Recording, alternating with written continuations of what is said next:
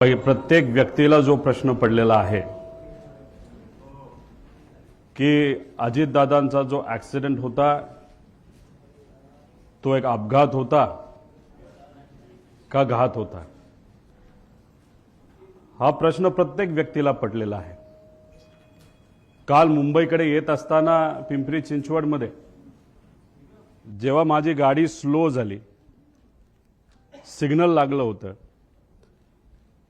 तेव्हा माझ्या लेफ्ट साइडला एका रिक्षा चालकाने त्याची रिक्षा थांबवली, खाली उतरला आणि माझी काच वर होती त्यामुळे काचेवर त्याने आवाज केला। काच खाली घेतल्यानंतर त्याने सांगितलं, अहो 9 तारखेला तुम्ही संध्याकाळी अजितदादांबद्दल काहीतरी सांगणार होता ॲक्सिडेंट बद्दल, त्याचं काय झालं?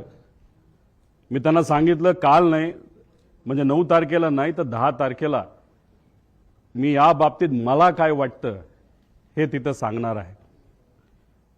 या प्रेस कॉन्फरन्सच्या माध्यमातून आणि तुमच्या सर्वांच्या मदतीने लोकांपर्यंत मी आता पोहोचतोय।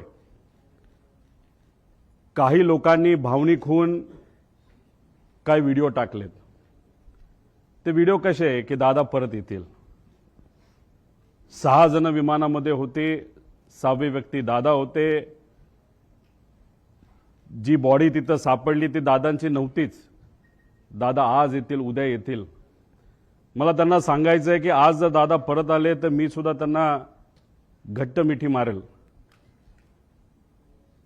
पण ॲक्सिडेंट झाल्यानंतर 6 दिवस दररोज जेव्हा मी उठत होतो तेव्हा मला असं वाटत होतं काहीतरी घाणेरडं स्वप्न मी तिथं बघितलेलं आहे की दादांचा ॲक्सिडेंट झाला आणि ते फक्त स्वप्नच होतं आणि खऱ्या अर्थाने ही गोष्ट घडली नाही असं कुठेतरी मला तिथं वाटत होतं। कधीपर्यंत?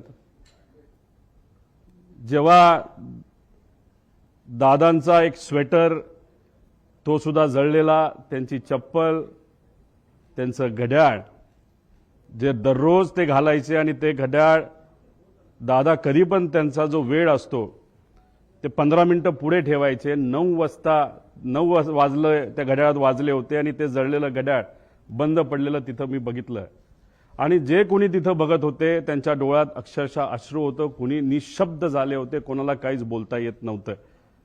त्यामुळे मला सर्व लोकांना एवढंच सांगायचं आहे की जी घटना झाली नाही, जे दादांना झालं नाही आपल्या सर्वांना वाटतं तसं नसून ही घटना झाली आहे आणि आज दादा आपल्यामध्ये नसले तरी सुद्धा विचाराने ते आपल्या सर्वांबरोबर आहेत।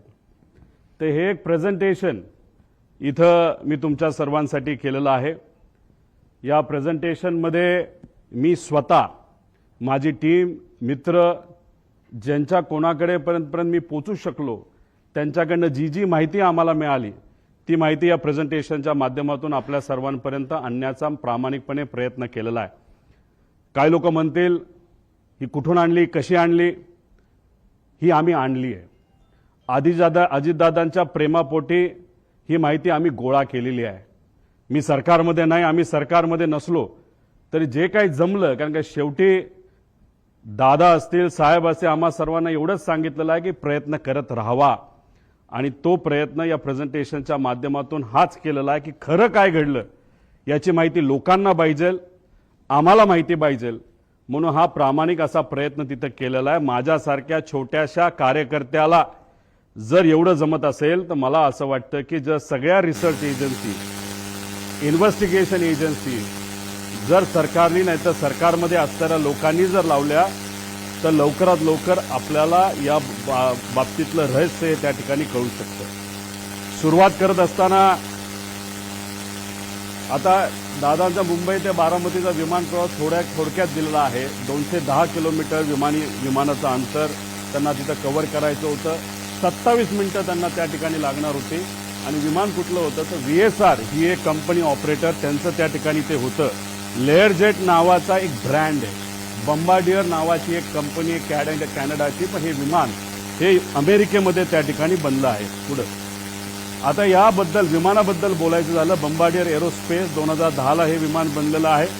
लेअरजेट 45 हे विमानाचा टाईप आहे, खूप फास्ट विमान असतं। 51,000 फूट उंचीवर हे विमान त्या ठिकाणी ट्रॅव्हल करतं। बाकीचे जर विमानं आपण बघितले ज्याच्यामध्ये कुठली असू द्या तर ते विमानं हे 41,000च्या आसपास त्या ठिकाणी असतात. आता हे विमान लेअरजेट 45 असं त्या ठिकाणी दिसतं. त्याचे इंटरनल पार्ट हे मी तुम्हाला इथं दाखवले. अंदाजे अजूनपर्यंत आम्हाला कळलेलं नाही. अंदाजे या बाजूला म्हणजे लेफ्ट साईडला दादा इथे कुठंतरी त्या ठिकाणी बसले असावे. या सेक्शन मध्ये आपल्या बॅगा नाहीतर अतिरिक्त जो काय आपल्या बरोबर सामान असतं हे सामान या भागामध्ये त्या ठिकाणी ठेवलं जातं. इथं पेट्रोल म्हणजे ह्या पेट्रोलच्या टाक्या आहेत असं आपल्याला समजायला काय हरकत नाही. बाकी डिटेल जर कोणाला पाहिजे असतं तर हे डिटेलमध्ये इथं दिलेलं आहे. आता या VSR कंपनीची माहिती मला आपल्या सर्वांना द्यायची. याच्यामध्ये विजय कुमार सिंग त्यानंतर सीमा रिमी सिंग हे दोघं याच्यामध्ये पार्टनर आहेत आणि विस्टा सेल्स प्रायव्हेट लिमिटेड नावाची एक कंपनी आहे. 2 डिरेक्टर विजय कुमार सिंग आणि रोहित सिंग. विजय आणि रोहित हा विजयचा मुलगा आहे. रोहित सिंग बद्दल मी पुढे 2-3 स्लाइड पुढे त्या ठिकाणी आपल्या सर्वांना माहिती देतो. याच्यामध्ये जर बघितलं तर हे 3 शेअर होल्डर इथं दिसतात. पण या खोलामध्ये जर गेलो विस्टा सेल्स प्रायव्हेट लिमिटेडमध्ये 27 वेगवेगळे शेअर होल्डर आहेत. ह्याच्यात जर खूप खोलात आपण गेलो तर कोणाची कंपनी आहे, कोण तिथं शेअर होल्डर आहे, विमान कोणाचे हे तिथं आपल्या सर्वांना कळेल. पण याच्या खोलामध्ये तिथं आम्ही जात नाही. त्या पद्धतीची माहिती आमच्यापर्यंत आहे. पण अजून खोलात जाऊन जर उद्या जाऊन लागलं तर ती माहिती आपल्या सर्वांना आम्ही देऊ शकतो. त्यानंतर या कंपनीकडनं या कंपनीचं म्हणजे VSRचं तसं बघितलं तर लेअर जेटच्या बाबतीत त्यांची मोनोपोली आहे या देशामध्ये. सगळ्यात जास्त लेअर जेटचे विमानं जर कोणाकडे असतील तर ते VSR नावाच्या कंपनीकडनं विजय कुमार सिंग एक छोट्या कंपनीमध्ये काम करायचे. पण नंतर कष्ट केले असतील नाहीतर काय बऱ्याच काय गोष्टी झाल्या असतील. त्यांनी स्वतःची VSR नावाची ही कंपनी तिथं सुरू केलेली आहे. पुढे आता अपघाताच्या दिवसाची टाइमलाईन जर आपण बघितली तर 7:02 तिथं जो क्रू असतो म्हणजे पायलट अटेंडंट हे सगळे तिथं 7:02 तिथं पोहोचले. कॅप्टनली चेक केलं बारामती एअरपोर्टला. तिथं फोन केला असेल, माहिती घेतली असेल, ATCशी बोलणं झालं असेल, बाबा तिथं विजिबिलिटी आहे का असा प्रश्न तिथं केल्यानंतर तिथं ऑल ओके 7:10 सांगण्यात आलं. 7:17 दीपक जाधव विदीप जाधव जे त्यांचे PSO होते दादांचे हे तिथं पोहोचले होते. 7:50 दादा विमानतळाकडे पोहोचले. 7:56 विमान मुंबई विमानतळ रडारच्या संपर्कात आलं. ही मुंबईच्या ATCला सांगितलं आता आम्ही टेक ऑफ करायला तयार आहे. 8:10 आणि 51 सेकंदला हे टेक ऑफ झालं. तुम्ही म्हणताल या बाजूला काय, या बाजूला काय आहे याची माहिती थोड्या वेळानंतर मी आपल्या सर्वांना देतो. पण ही माहिती अतिशय महत्त्वाची आहे. एका ग्रुप चॅटची ही माहिती आहे आणि त्या ग्रुप चॅटवर खूप काही आपल्याला पुढे जाऊन कळणार आहे. नाव फक्त दिलंय, पुढचा नंबर तिथं मी दिलेला नाही, पण नंबर सुद्धा तिथं आहे. एका ऍक्च्युअल ग्रुप चॅट मधले हे स्नॅपशॉट तिथं काढलेले. त्या ग्रुप चॅट मध्ये अधिकारी सुद्धा असतात, PA सुद्धा असतात. त्याबद्दलची माहिती मी पुढे तुम्हा सर्वांना देतो. आता विमान 8:22 विमान लोणावळा जवळच्या आसपास त्या ठिकाणी तिथं असेल. 8:25 विमान पुणे जवळ, पुणे शहराजवळ असेल. 8:30 विमान यवत हे जे गाव आहे त्याच्या आसपास असेल. 8:32 सुपे म्हणून गाव, सुपे जळगाव गाव हे बारामतीमध्ये आहे, तिथं असेल. 8:43 ते 8:45 दरम्यान दुर्दैवी घटना, खरंच जी घटना अतिशय आपल्या डोळ्यांमध्ये पाणी आणते ती घटना या टाइमच्या वेळेस त्या ठिकाणी घडली. 9 वाजता दादा गंभीर जखमी आहेत. ऍक्सिडेंट झाला हे आम्हाला कळलं होतं, पण आमच्या सगळ्यांच्या मनात असं होतं की जखमी आहेत, हॉस्पिटलमध्ये आहेत, पण जिवंत आहेत अशी कुठली बातमी आमच्या कानामध्ये यावी. तशी 9 वाजता ती बातमी सुरू होती. पण 9:45 पहिली बातमी आली ती म्हणजे दादांच्या निधनाची, जी ऐकल्यानंतर अक्षरशः मन पण सुन्न झालं आणि डोकं सुद्धा सुन्न त्या ठिकाणी झालं. आता ही माहिती म्हणजे हा जो प्रवास आहे, हा प्रवास हे जे एक सॉफ्टवेअर आहे नाहीतर ऍप आहे, ज्याच्याकडे विमान असेल त्यांना हे ऍप उघडता येईल. जो पायलट असेल हे ऍप उघडता येईल. युनिव्हर्सल ऍप आहे. याच्यामध्ये तुम्हाला सगळ्या विमानाची माहिती तिथं कळू शकते. त्याच्यात जर आपण गेलात तर ह्याच्यामध्ये हे किती वर्षापूर्वीचं विमान होतं तर 16 वर्षापूर्वीचं ही सगळी माहिती असते. ह्याच्या आधी 2 दिवस म्हणजे 26ला आणि 25ला हे विमान कुठं गेलं होतं? मुंबई सुरतला एकदा गेलं, परत सुरत मुंबईला तिथं गेलं. म्हणजे हा जो विमानाचा प्रवास आहे ही घटना घडायच्या आधी तर सुरतला हे विमान तिथं जाऊन आलं होतं. आता हे महाशय म्हणजे हे जे मालक आहेत सिंग यांनी काय स्टेटमेंट दिलं? विमान चांगल्या स्थितीत होते आणि मेंटेन्ड होते, हा सगळ्यात महत्वाचा मुद्दा तिथं आहे. वैमानिक अनुभवी होते, हा दुसरा महत्वाचा मुद्दा त्याच्यामध्ये आहे. अपघात व्हिजिबिलिटी इश्यूमुळे झाल्याची शक्यता आहे, हाही मुद्दा त्याच्यामध्ये त्या ठिकाणी आहे. आता या आमच्या ताई बारामतीच्या आहेत, त्यांचं काय स्टेटमेंट हे थोडंसं तुम्ही ऐकून घ्यावं.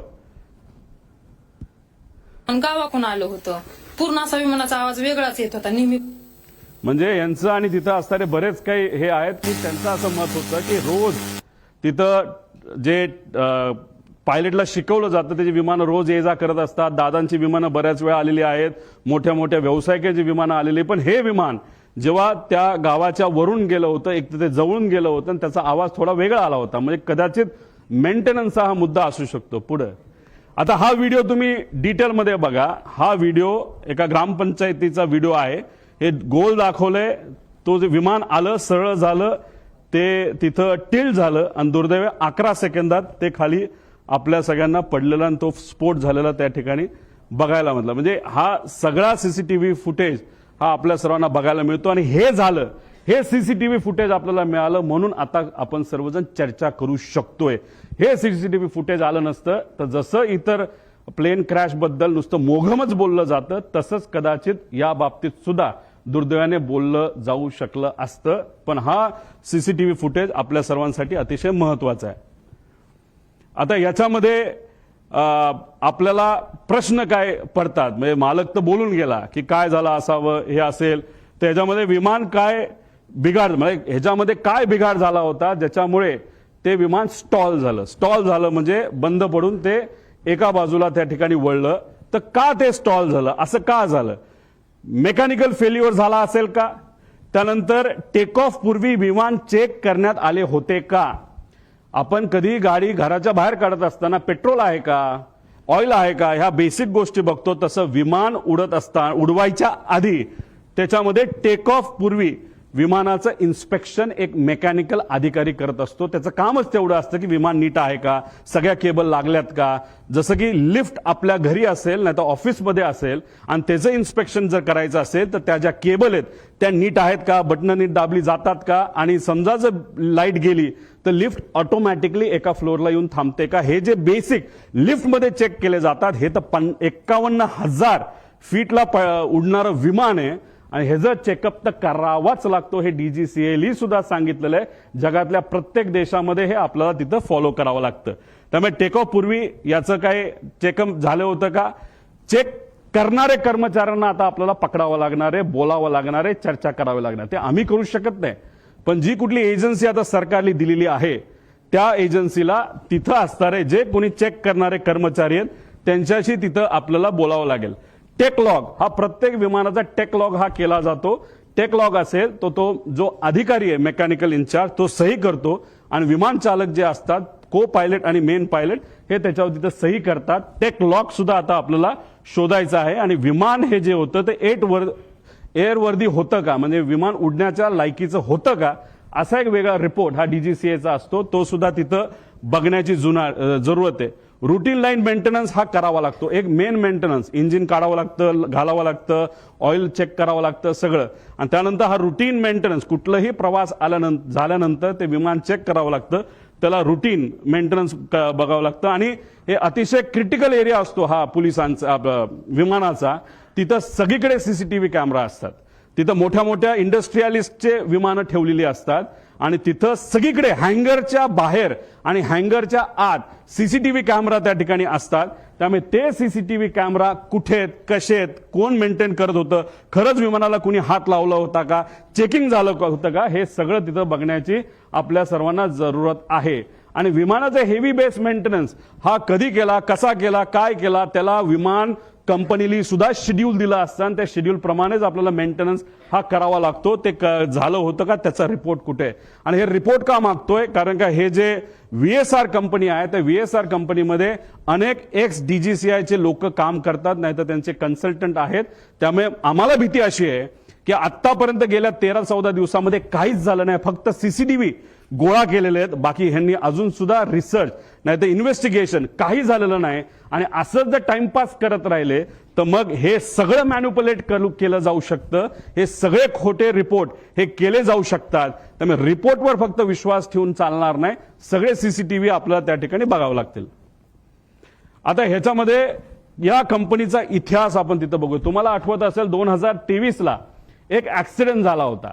ते कुठलं विमान होतं, लेअर जेटचं विमान होतं. बघा इथं आता ते विमान तुम्हाला क्लिअरली दिसेल नाही दिसेल माहित नाही, हे पडलं, हे घसरत गेलं, पाऊस तिथं पडत होता, स्पीड खूप होतं, विमानचा टाईप लेअर जेटचाच होता. आता काही लोक लगेच टीव्हीवर बोलायला लागले होते की अरे बारामतीचं जे विमान आहे त्या ILS सिस्टम नाहीये, असं बरेच रिसर्च अभ्यासू लोक म्हणायला लागले. बरोबर आहे, पण त्याच विमानतळावर बऱ्याच वेळा अनेक वेळा मोठे इंडस्ट्रियलिस्ट पासून सगळे तिथं उतरलेले आहेत ILS सिस्टम नसताना. आणि ILS सिस्टम बद्दल आपण चर्चा करतोय तर हा ऍक्सिडेंट जिथं झाला मुंबईला, तिथं तर हायली ऍडव्हान्स सिस्टम आहे, ILS सिस्टम सुद्धा आहे, तरी सुद्धा हा अपघात झाला कसा. त्यामुळे फक्त ILS सिस्टम बारामतीला नाही म्हणून ते ढकलून त्या ठिकाणी चालणार नाही. आता हा ऍक्सिडेंट झाला, कसा झाला, काय झाला, व्हिजिबिलिटी वर ढकलून मोकळे झाले विमानाचे, अजून पाऊस होता, हे होतं. मग ILS सिस्टम असताना पाऊस होताना सुद्धा बाकी विमानं लँड होऊ शकत होते.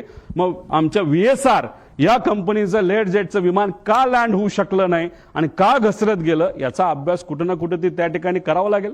2023चा हा विषय. मग आतापर्यंत रिपोर्ट आला असेल, आतापर्यंत एन्क्वायरी क्लिअर झाली असेल, तो रिपोर्ट मीडियाकडे आला असेल, तो रिपोर्ट कंपनीली जे लोक आत होते, ज्या कंपनीली ते भाड्यावर घेतलं होतं त्या लोकांना दिला असेल, अशी अपेक्षा आपण करू. कारण 2 वर्ष एवढा मोठा अपघात होऊन हे कुठेही रिपोर्ट कुणी दाबू शकत नाही. बघूया काय झालं पुढं. दुर्दैव असं 2023ला हा अपघात झाला, पण आतापर्यंत त्याचा रिपोर्ट आलेला नाही. अजितदादांचा दुर्दैवी ऍक्सिडेंट झाल्यानंतर त्या बातम्या जेव्हा अख्ख्या देशामध्ये तुमच्या माध्यमातून त्या ठिकाणी केल्या गेल्या, तेव्हा कुठेतरी DGCAला तिथं जाग आली आणि final report soon in September 2023 Mumbai layer jet असं सांगण्यात आलं. म्हणजे कुठेतरी VSRचा एक होल्ड आहे DGCAवर, असं आमच्या सगळ्यांचं मत आहे. म्हणून एवढा मोठा रिपोर्ट होऊन त्या ठिकाणी तो दाबण्यात आला. मग का हा रिपोर्ट दाबण्यात आला? हा रिपोर्ट जर आतापर्यंत आला असता, तो जर सरकारपर्यंत पोहोचला असता, तर मग काही गोष्टींमध्ये बदल होऊ शकले असते. आणि मग आज आपले अजितदादा, माझे काका, हे आज आपल्या सर्वांमध्ये इथं असू शकले असते. पण हा रिपोर्ट न झाला, न त्याच्यावर चेक झालं, कसं घडलं याचा कुठेही अभ्यास त्या ठिकाणी झाला नाही. हा रिपोर्ट आजपर्यंत दाबला असं आमच्या सगळ्यांचं त्याच्यामध्ये म्हणणं आहे. बरं ठीक आहे, भारताने हा रिपोर्ट दाबला.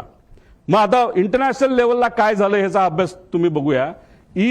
EASA European aviation safety agency, ह्यातले काही विमान आहेत, लेगेसी आहे, ग्लोबल आहे, जे विमानं दुबईला पण पोहोचू शकतात, लंडनला सुद्धा पोहोचू शकतात, एवढी मोठी विमान आहेत. तुम्ही बघितलं असेल जेव्हा माझ्या मतदारसंघामध्ये एक फार मोठे क्रिकेटर हे आले होते, एक फार मोठं विमान घेऊन तिथे मी गेलो होतो आणि ते विमान हे लंडनला सुद्धा लँड होतं. आणि ते कोणाचं होतं? ते VSRचं होतं. मग हे विमान लंडनला तिथं पोहोचत असेल, नाही तर युरोपमध्ये तिथं जात असेल, जेव्हा ही घटना भारतामध्ये, महाराष्ट्रामध्ये, मुंबईमध्ये घडली 2023ची, त्याची दखल युरोपियन एव्हिएशन सेफ्टी एजन्सीने घेतली आणि एजन्सीने VSRला विचारलं, अरे बाबा तुला TCO थर्ड कंट्री ऑपरेटर म्हणून आम्ही परवानगी दिलेली आहे, तुम्ही आमच्याकडे लँड होऊ शकता, पण ही घटना घडली कशी याचा रिपोर्ट आम्हाला तू दे, सेफ्टी तू करतो काय करतो कशा, या बाबतीत आम्हाला थोडी तरी माहिती दे. दुर्दैवाने आतापर्यंत ती माहिती ही या मोठ्या एजन्सीला, या VSR कंपनीली दिलेली नाही.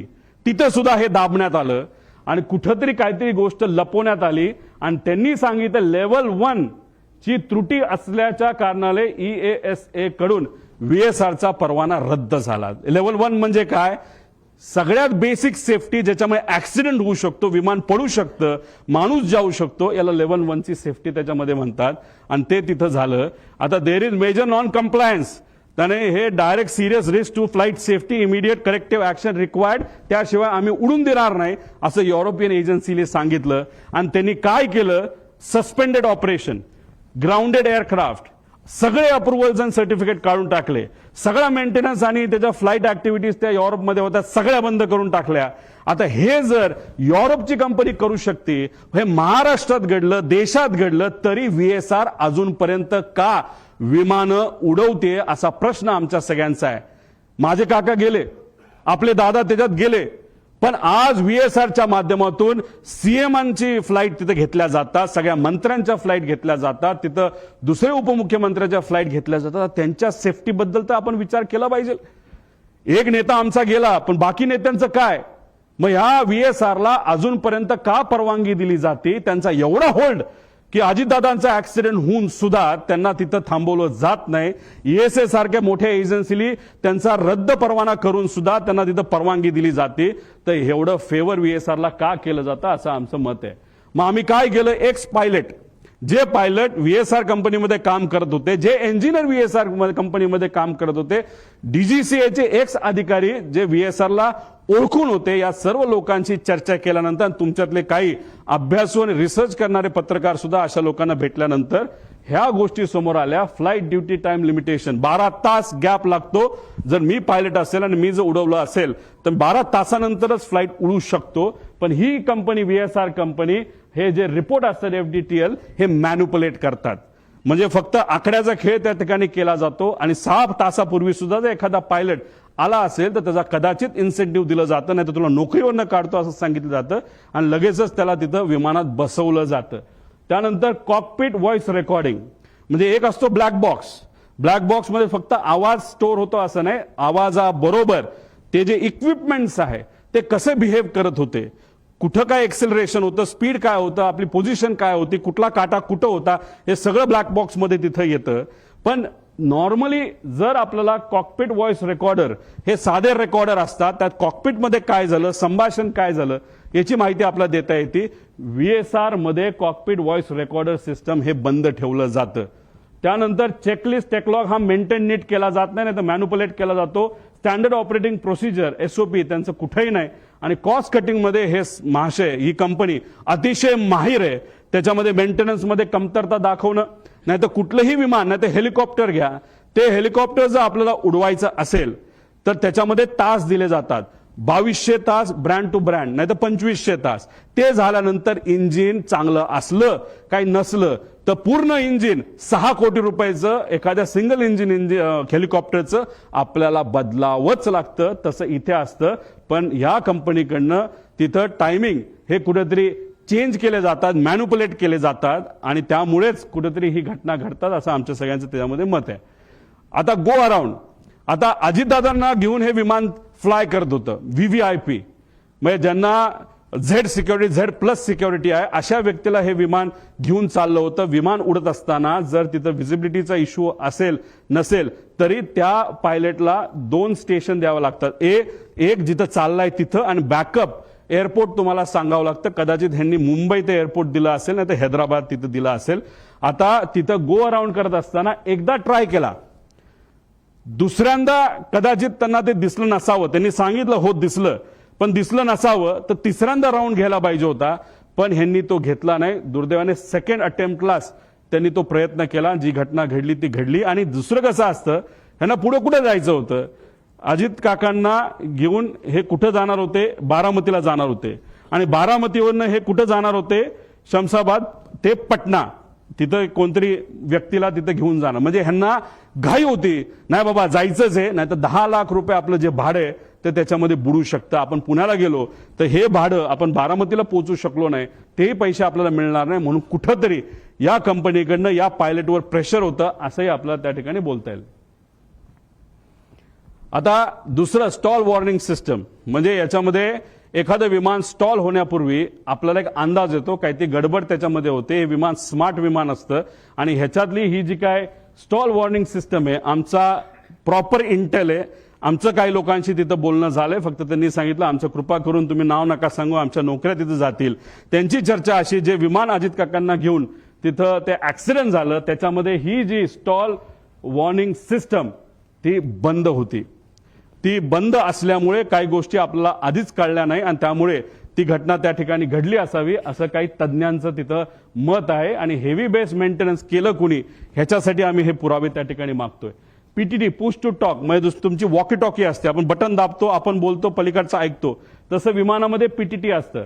हे पीटीटी जेव्हा चालू होतं तेव्हा कॉकपिटमध्ये बटन दाबल्यानंतर जे जे काय चालू असतं, जसं की आता मी पोहोचतोय, आता लँड होतोय, मी पुढे तुम्हाला ट्रान्सक्रिप्ट दाखवेल, तर ते सगळं कळतं. तर जेव्हा मेन पायलट हा जर कपूर असेल तर पाठक ज्या पायलट होत्या ह्या को पायलट होत्या. को पायलट जनरली ते इंटरॅक्शन करतात एटीसीची. तेव्हा ती पीटीटी त्यांनी दाबलं होतं, तेव्हा त्या वातावरणामध्ये ते जेव्हा शेवटचं वाक्य ओ शिट होतं तेव्हा सुद्धा आणि त्याच्या आधी सुद्धा त्या विमानामध्ये कुठंच ही वॉर्निंग सिस्टीमचा आवाज येत नव्हता. पीटीटी दाबून सुद्धा शुकशुकाट होता, म्हणजे ही सिस्टम तिथं बंद होती असं आमचं त्या ठिकाणी म्हणणं आहे. आणि त्यासाठी जे एटीसीचं रेकॉर्डिंग आहे ते तुम्ही चेक केलं, पीटीटी दाबल्यानंतर त्याच्यामध्ये कुठेही ते वॉर्निंग तिथं आल्या नाहीत. आणि ब्लॅक बॉक्स जेव्हा रिकव्हर केला जाईल त्यानंतर आपल्याला बऱ्याच गोष्टी या बाबतीतल्या कळतील. आता दुसरा विषय असा आहे की हा व्हिडिओ तुम्ही ऐका, मग तुम्हाला त्या ठिकाणी मी सांगतो. आमच्या गावातनं उतरताना आमच्या गावात एक मंदिर आहे, त्या मंदिराच्या कळसाला सुद्धा टेकायची काही लोकांना शक्यता. आता हे त्याच वेळी आमच्या गावातनं उतरताना आमच्या गावात एक मंदिर आहे, त्या मंदिर 51,000 फीटला ते उडतं आणि जेव्हा तुम्ही त्या एअरपोर्टच्या जवळ येत असता आणि फारच जमिनीच्या जवळ आल्यानंतर ही सिस्टम तुम्हाला वॉर्निंग देते. जेव्हा तुम्ही एखादा हिंदीचा पिक्चर नाही तर इंग्लिशचा पिक्चर बघितला असेल तेव्हा तिथं तुम्हाला जाणवत असेल एक आवाज ते विमान देत असतं की warning approaching land, warning approaching land, अशा प्रकारची ही सिस्टम त्याच्यामध्ये असते. आणि दुर्दैव असं आमचं असं मत आहे की मंदिराच्या जर जवळ गेला असेल तरी पीटीटी चालू असताना हा आवाज तिथं आपल्याला कुठंही ऐकायला मिळालेला नाही. आणि हे सगळं संभाषण हे एटीसी वर त्या ठिकाणी झालेलं आपण बघू शकतो. ते रेकॉर्डिंग तुम्ही बघितलं, आमच्याकडे त्याचा एक प्रिंट आहे आणि ती प्रिंट हे सरकारला सुद्धा त्या ठिकाणी दिली गेली आहे. ते पुरावा आमच्याकडे आहे, त्याच्यामध्ये कुठंच. आणि आम्ही जेव्हा काही लोकांशी बोललो तेव्हा त्यांच्याकडनं सुद्धा आम्हाला कळालं की अशा पद्धतीने आम्हाला कुठंच काही हे ऐकू आलं नाही. त्यामुळे ही जी सिस्टम आहे ती सुद्धा बंद होती, आता खराब झाली होती. आता ह्याच्यामध्ये व्हीएसआर संदर्भातले काय प्रश्न की हेवी बेस मेंटेनन्स हा कुठं केला जातो हे आपल्याला माहिती घ्यावं लागेल. या देशामध्ये 2च एमआरओ आहेत. एक मुंबईच्या आसपास आहे, प्रफुल्ल पटेल साहेबांची मालकी त्या एमआरओची असं आम्हाला त्या ठिकाणी कळतं, आणि दुसरं कुठे दिल्ली साईडला त्या ठिकाणी आहे. पण हे एमआरओ आहे. पण ह्या कंपनीकडे एक वेगळा एमआरओ होतो असं म्हणतात. ते स्वतःच्या कंपनीच्या माध्यमातून ही सगळी 27 विमानं ते मेंटेन त्या ठिकाणी करत होते. मग त्यांच्याकडे एक्सपर्ट होते का? जसं तुमच्या कंपनीमध्ये म्हणजे तुम्ही सगळे वेगळ्या वेगळ्या चॅनलचे असला तरी जर 5च चॅनल असतील तर हा रिपोर्टर जास्तीत जास्त या 5 मध्येच कुठेतरी जाणार आहे. मग तिथून नोकरी निघाली की परत 5 मध्ये दुसरीकडे जाणार आहे. तसंच एमआरओ जर 2च असतील तर मग ते लोक कोण आहेत जे लोक या व्हीएसआर कंपनीमध्ये आज काम करतात? पूर्वी ते कुठं काम करत होते? कोण आहेत ते? कुणी ते सह्या केल्या? रमेश नावाचा माणूस कोण आहे? त्याचा काय अनुभव आहे? तो मेंटेनन्सचा त्याला का प्रमुख केलं? त्याला तुम्ही एन्क्वायरीसाठी घेतलं का तो गायब झालाय? हे सगळे प्रश्न आपल्याला तिथं पडू शकतात. एन्क्वायरी कुठंच नाही चालली म्हणून आम्हाला आमच्या लेवलला माझ्या काकासाठी आमच्या दादासाठी या सगळ्या गोष्टी करायला लागतात. आणि ह्या सगळ्या गोष्टी लवकरात लवकर सरकारने जर केल्या नाही तर मग आपल्याला खरं रहस्य काय हे त्या ठिकाणी तिथं कळणार नाही. त्यामुळे हेवी बेस मेंटेनन्स कुठं केला जातो हे सुद्धा बघितलं पाहिजे. आणि डीजीसीए मधील काही माजी अधिकारी हे या कंपनीमध्ये काम करत असल्यामुळे एक होल्ड आहे या कंपनीचा असं आमचं मत आहे. पुढे घ्या. आता व्हीएसआर संदर्भात गंभीर बाबी आणि बारामती अपघातात आलेला, आता याच्यामध्ये व्हीएसआरची एक सवय आहे जी आम्हाला कळली आणि हे जोपर्यंत सीसीटीव्ही आपण बघणार नाही तोपर्यंत आपल्याला कळणार नाही. तर हे लोक काय करायचे नाही तर करतात तर हे कॅन असतात विमानाचे. जसं दादा ज्या विमानामध्ये बसलेले, मागे मी म्हणलो होतो बॅग ठेवायची जागा, आणि दादा खूप जास्त लांब जाणार नव्हते त्यामुळे ह्यांना एक सवय त्यांच्याच एका अधिकाऱ्याने आणि पायलटली मला सांगितलंय, आम्ही कॅन एक्स्ट्रा इल्लीगल आहे, डीजीसीए अलाव करत नाही. आम्ही एक्स्ट्रा कॅन 50-50 लिटरचे हे 8 ठेवत असायचो. म्हणजे जिथं कुठं लँड होईल तिथे एखादा छोटासा टँकर आणून पैसे देण्यापेक्षा तेच जर आम्ही पेट्रोल ओतलं तर आम्ही सेफ राहू शकतो, असं एका माजी पायलटली ज्यांनी व्हीएसआर मध्ये काम केलं असं आम्हाला तिथं सांगितलंय. त्यामुळे जिथं कुठं गेल्या वर्षभरात VSRची विमानं उतरली तिथला सीसीटीव्ही कॅमेरा टेक ऑफच्या आधी आणि मेंटेनन्सच्या आधी हा बघितलाच पाहिजे आणि ह्या गोष्टी खऱ्यात का हे कुठेतरी आपण समजून घेतलं पाहिजे. आणि जर हे खरं असेल तर विमानामध्ये जर पेट्रोल इल्लिगली एका कॅनमध्ये ठेवलं तर ते विमानासाठी बॉम्ब सारखंच असतं असं आमचं त्या ठिकाणी मत आहे. पुढे आता याच्यामध्ये VSR संदर्भात गंभीर बाबी आहेत आणि काय कोणाला बघितलं पाहिजे, ह्यात क्लिअरन्स इंजिनियरला पकडलं पाहिजे, त्याशी चर्चा केली पाहिजे, क्वालिटी इंजिनियरशी बोललं गेलं पाहिजे, मेंटेनन्स इंजिनियरशी त्याच्यामध्ये बोललं पाहिजे. आणि हे सर्व नियमाचं उल्लंघन जर या कंपनीकडनं त्या ठिकाणी झालं पाहिजे तर या व्यक्तीवर कारवाई होणं आणि मनुष्यबळाचा गुन्हा या कंपनीच्या मालकांवर होणं अतिशय महत्वाचं आहे असं आमचं त्या ठिकाणी मत आहे. त्यानंतर EASA ने कंपनीला TCO परवाना सुरक्षेच्या कारणामुळे जर कॅन्सल केला असेल तर त्याला काही ना काही ते कारण आहे. आणि असं आहे की हे EASA ही जी युरोपियन कंपनी त्यांनी ऑलरेडी एक कॉपी DGCA ला पाठवलेली आहे. त्यामुळे DGCA ला मला विचारायचं आहे की ही कॉपी तुमच्याकडे येऊन सुद्धा तुमच्याकडे ती दिल्या गेल्यानंतर सुद्धा तुम्ही VSR ला का ऑपरेटिंग टर्म्स मध्ये ठेवलं, का त्याचा तुम्ही परवाना रद्द नाही केला असा प्रश्न एक पुतण्या जेली काकाला त्या ठिकाणी घालवलेला आहे, त्याचा त्या पुतण्याचा आणि एका कार्यकर्त्याचा त्या ठिकाणी आमचा प्रश्न आहे. आणि एवढं मोठं घात असून सुद्धा आता सुद्धा मुख्यमंत्री आणि दुसरे उपमुख्यमंत्री आणि बाकी नेते अजून सुद्धा VSR कंपनीच्या माध्यमातून ट्रॅव्हल करतायत, विमानातून त्या ठिकाणी ते जात आहेत.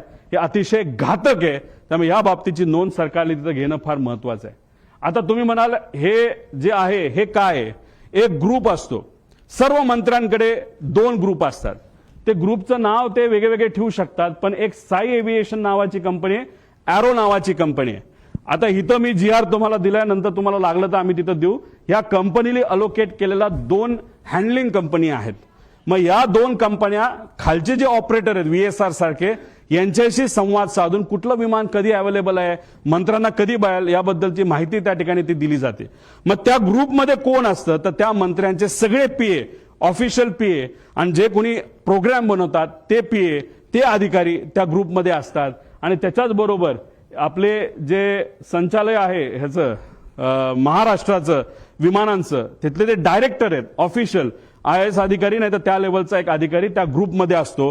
त्या ग्रुपमध्ये टाकलं जातं की उद्या जसं 27 जानेवारी 2026 ला 8 वाजता मुंबई ते बारामती अजित पवारांना जायचं असं ग्रुपमध्ये.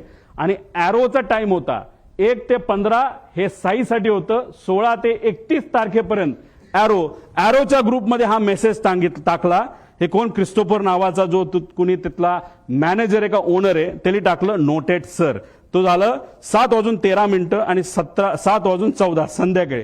म्हणजे जे काही लोक म्हणतात दादा हे विमानाने जाणारच होते, हे प्री प्लॅन्ड होतं, असं अजिबात नाही. आदल्या दिवशी संध्याकाळी 27 तारखेला संध्याकाळी 7:13 वाजता ठरलं की अरे आता खूपच उशीर झालेला आहे, आता उद्या विमानाला गेल्याशिवाय गत्यंतर नाही. नाहीतर दादा गाडीली जे काय प्लॅनिंग केलं होतं, तुम्ही तिथला सीसीटीव्ही बघा देवगिरीचा, तिथं तुम्हाला दिसेल सगळ्या गाडी या लाईनीमध्ये लागल्या होत्या. दादाचा अंदाज होता 5, 5:30 ते 6 पर्यंत आपल्याला गाडीली पुण्यापर्यंत जायचं आणि पुण्यातून बारामतीला गाडीली त्या ठिकाणी जायचं, तरी सुद्धा उशीर झाला म्हणून हा ग्रुपवर मेसेज टाकला. आणि हे ग्रुप अशा पद्धतीने त्या ठिकाणी चालवले जातात. आता हे एरो नावाचा ग्रुप कंपनी कोणाची हे आपल्याला पुढे जाऊन बघावं लागेल. आता हे एरो कंपनी आहे, सरकारची विमाने बुक करण्यासाठी ही काम करते. ह्याचा जो हँडलर आहे आता तो कोण आहे आपल्याला शोधावा लागणार आहे, त्याचं फार वजन आहे एअरपोर्टवर, तो म्हणेल तसं तिथं काम केलं जातं असं माझं मत आहे. ही कंपनी कोणाची आपल्याला बघा. एक कंपनीचा डायरेक्टर जो आहे तो पतंजली कंपनीमध्ये सुद्धा डायरेक्टर असं आम्हाला कळालं, पण आम्ही खूप खोलात गेलो असं नाही. ज्याला कोणाला बघायचं असेल ना तर ह्या ज्या इन्व्हेस्टिगेशन एजन्सीज आहेत त्यांनी सुद्धा एरोकडे लक्ष देण्याची जरूरत आहे. आता पुढे जाऊन तुम्हाला सांगतो त्या ग्रुपवर काय चर्चा झाली होती, पुढे घ्या. आता हा प्रश्न आहे घातपात आहे का. मला सुद्धा शंका आहे की कदाचित हे घातपात असू शकतं. का तर हे पुढच्या काही स्लाइड्स मध्ये मी आपल्या सर्वांना सांगतो. आता याच्यामध्ये आम्ही जेव्हा हा रिसर्च करत होतो, चर्चा करत होतो, ते एक सिक्युरिटी एरियामध्ये काम केलेला व्यक्ती, माजी अधिकारी, तो माझ्याकडे आला. त्याने मला सांगितलं तुला इस्रायल माहिती आहे का? मी म्हणलं माहिती आहे. तुला मग मोसाद माहिती आहे का? म्हणलं माहिती आहे. मग त्याचं काय? ते म्हणले हे पुस्तक बघ. मी म्हणलं बर, मग या पुस्तकाचं काय? ते म्हणले त्या पेजवर तू जा आणि त्या पेजवर एक लाईन आहे, ती लाईन तू त्या ठिकाणी वाच. ती कुठली लाईन आहे? ती ही लाईन आहे. आता डेगन नावाचा जो माणूस आहे तो एक एजंट आहे. एजंट म्हणजे कोण? जो एखाद्या व्यक्तीला असॅसिनेट नाहीतर एखाद्या व्यक्तीला मारायचं असेल प्लॅनिंगली, तर हा तो डेगन नावाचा एजंट आहे. त्याचं सगळ्यात उत्कृष्ट पद्धत मारायची काय असते त्या डेगन नावाच्या पुस्तकात दिलेलं आहे की sometimes it's most effective to kill the driver and that's that. त्याचा अर्थ की एखाद्या व्यक्तीला आपल्याला जर मारायचं असेल तर सगळ्यात सोपा मार्ग कुठला असेल तर त्या व्यक्तीचा जो चालक आहे त्याला जर आपण मारलं तर विषय संपला.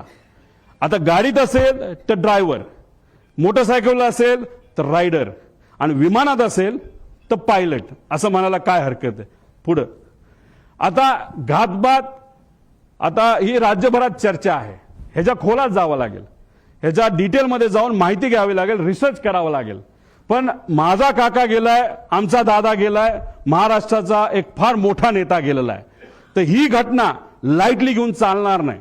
एखादी गोष्ट इकडे तिकडे झाली, आपण इकडे गेलो तिकडे गेलो, कुणी काय केलं, ह्याली काय होणार नाही. आम्हाला जोपर्यंत ह्याची उत्तरं मिळत नाही तोपर्यंत आम्ही शांत बसणार नाही. आता ह्याच्यामध्ये आदल्या दिवशी 27 जानेवारीला रोजच्या वेळेपत्रानुसार दादा संध्याकाळी म्हणजे जेव्हा कॅबिनेटच्या बैठका झाल्या, दादा म्हणाले होते अधिकाऱ्यांना की 4-5 तास मी माझी कामं करेल. काही अधिकारी मला, माझ्या पार्टीतले काही अधिकारी भेटणार आहे आणि काही नेते भेटणार आहेत आणि काही कर्मचारी भेटणार आहेत, त्यांच्याशी मी चर्चा करेल आणि मग मी मुंबईला जाईल, असा दादांचा त्याच्यामध्ये त्या ठिकाणी अंदाज होता. ताफा सुद्धा लागला होता.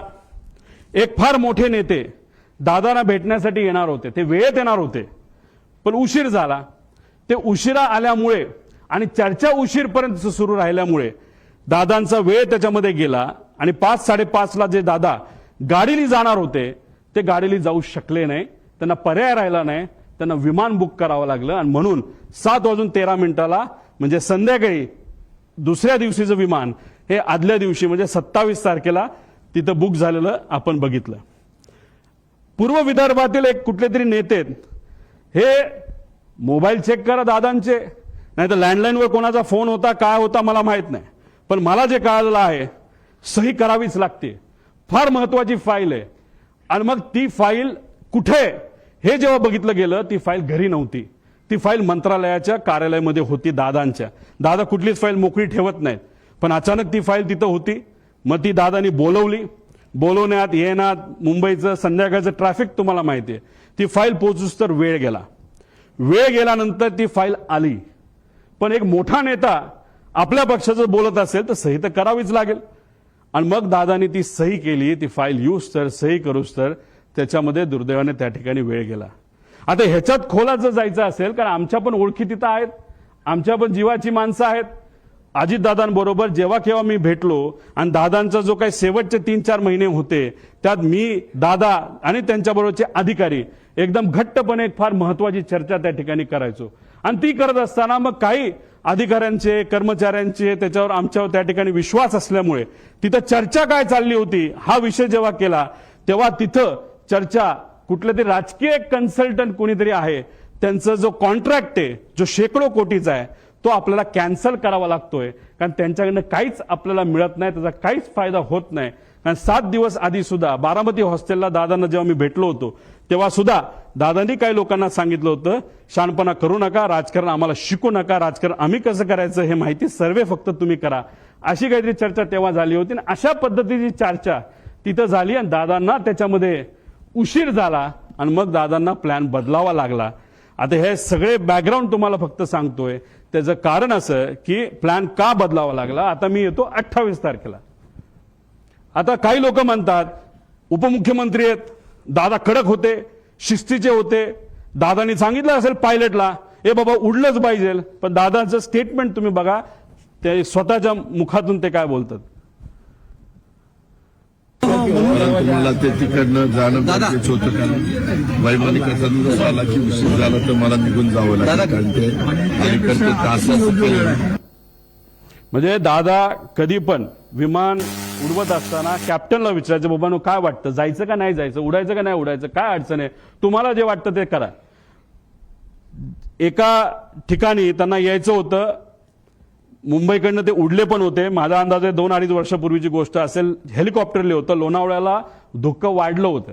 दादांना त्या कॅप्टनली सांगितलं थोडंसं दुःख जास्त आहे, रिस्क आहे, पण आपल्याकडे डबल इंजिन हेलिकॉप्टर आहे, अजिबात दादा काळजी करू नका. दादा म्हणले काय नाही, मुंबईला परत दे. दादा परत मुंबईला गेले आणि गाडीली पुण्याकडे त्या ठिकाणी आले. हे दादांची वस्तुस्थिती होती. दादांचं एक मत होतं, जो एक्सपर्ट आहे, जो त्यातला एक्सपर्ट आहे त्याचा ऐका, अभ्यास करा, रिस्क उगाचच त्याच्यामध्ये त्या ठिकाणी घ्यायची नाही, अशी दादाची भूमिका होती. हे होते आमचे दादा, जे वेळेवर एअरपोर्टला पोहोचले, पण नंतर जे घडलं त्याच्यामध्ये काही गोष्टी तुम्हाला पुढे मी सांगतो. पुढे घ्या. आता हे एक ईमेल आहे, या ईमेलमध्ये 2 नावं आहेत क्रू डिटेल्सची. ह्याला क्रॉस व्हेरीफाय करावं लागेल हे ईमेल. याच्यामध्ये कॅप्टन साहिल काहीतरी आहे बाबा मदन आणि कॅप्टन यश असे 2 नावं प्रपोज केली गेली होती. बाकी सगळं तिथं लिहिलेलं आहे आणि कुठं जाणारे मुंबई बारामती वगैरे सगळं तिथं दिलं होतं. आता हे आहेत दोघं, पण झालं असं की नाव ते दुसऱ्या दिवशी बदलण्यात आलं. हे आहेत मदन. मग त्यांच्या मिसेसली एक मेसेज ते सोशल मीडियावर टाकलं होतं की मदनचं नाव जेव्हा सुरू झालं होतं तेव्हा त्यांच्या मदनच्या नावाने तिथं सुरू झालं होतं की वाईट वाटतं, दुर्दैवी त्यांची मृत्यू झाला. मग त्यांच्या मिसेसनी ते तिथं टाकलेलं आहे. आता हे दोघांची नावं होती, पण मग हे त्यांना त्या ठिकाणी नियुक्ती झाली, म्हणजे पाठक आणि कपूर यांचं नाव तिथं आलं. तर मग आमचा विषय, आणि कधीच तुम्ही बघितलं असेल, कपूरचे कुठला तरी मित्र कुठेतरी बोलत होता की बाबा नो, कपूर आदल्या दिवशी बाहेरून आला होता भारताच्या, तो उडवणारच नव्हता, पण मग त्याला अचानक सांगितलं आणि मग त्यांनी उडवायला घेतलं विमान, असं तुम्ही कुठेतरी ऐकलं असेल. तर मग आमचा प्रश्न असा आहे की मग टेक ऑफ पूर्वी मुख्य पायलट हे का बदलले गेले आणि मग का असं नाव चेंज त्या ठिकाणी केलं गेलं, आणि जर टेक ऑफ करायचं असेल तर त्या पायलटला आधीच यावं लागतं. आणि तिथं असं सांगितलं होतं की हे 2 पायलट हे ट्रॅफिकमध्ये 6:30 वाजता सकाळी अडकलेत आणि ते येऊ शकत नाहीत, म्हणून दुसरे पायलट आम्हाला द्यावं लागला, अशी कुठेतरी एक स्टेटमेंट आम्ही सोशल मीडियावर आणि काही मीडियाच्या माध्यमातून तिथं ऐकली होती आणि काही अधिकाऱ्यांनी सुद्धा त्या ठिकाणी सांगितलं होतं. पुढे घ्या. आता हे व्यक्ती आहेत, 7 वाजता हे क्रू तिथं पोहोचलं. आता अप्रुव्हल कधी आलं तर 12:30 ओके, विमान मध्यरात्री 12-12:30 वाजता की विमान फायनल झालंय, क्रू फायनल झाली, आणि त्यांनी सांगितलंय की ओके, सकाळी त्यांनी 7 वाजता मेसेज केला की क्रू हे एअरपोर्टला पोहोचले आहेत. मग आता प्रश्न आम्हाला असे निर्माण होतात, पुढे घ्या, की हे जे 2 पायलट आहेत जे ट्रॅफिकमध्ये अडकले असं म्हणतात, मग कुठं होते, त्यांचा सीडीआर तुम्ही काढलाय का, ट्रॅफिक पोलीसच्या बऱ्याच ठिकाणी तिथं सीसीटीव्ही कॅमेराज आहेत, ते तुम्ही तिथं बघितले का.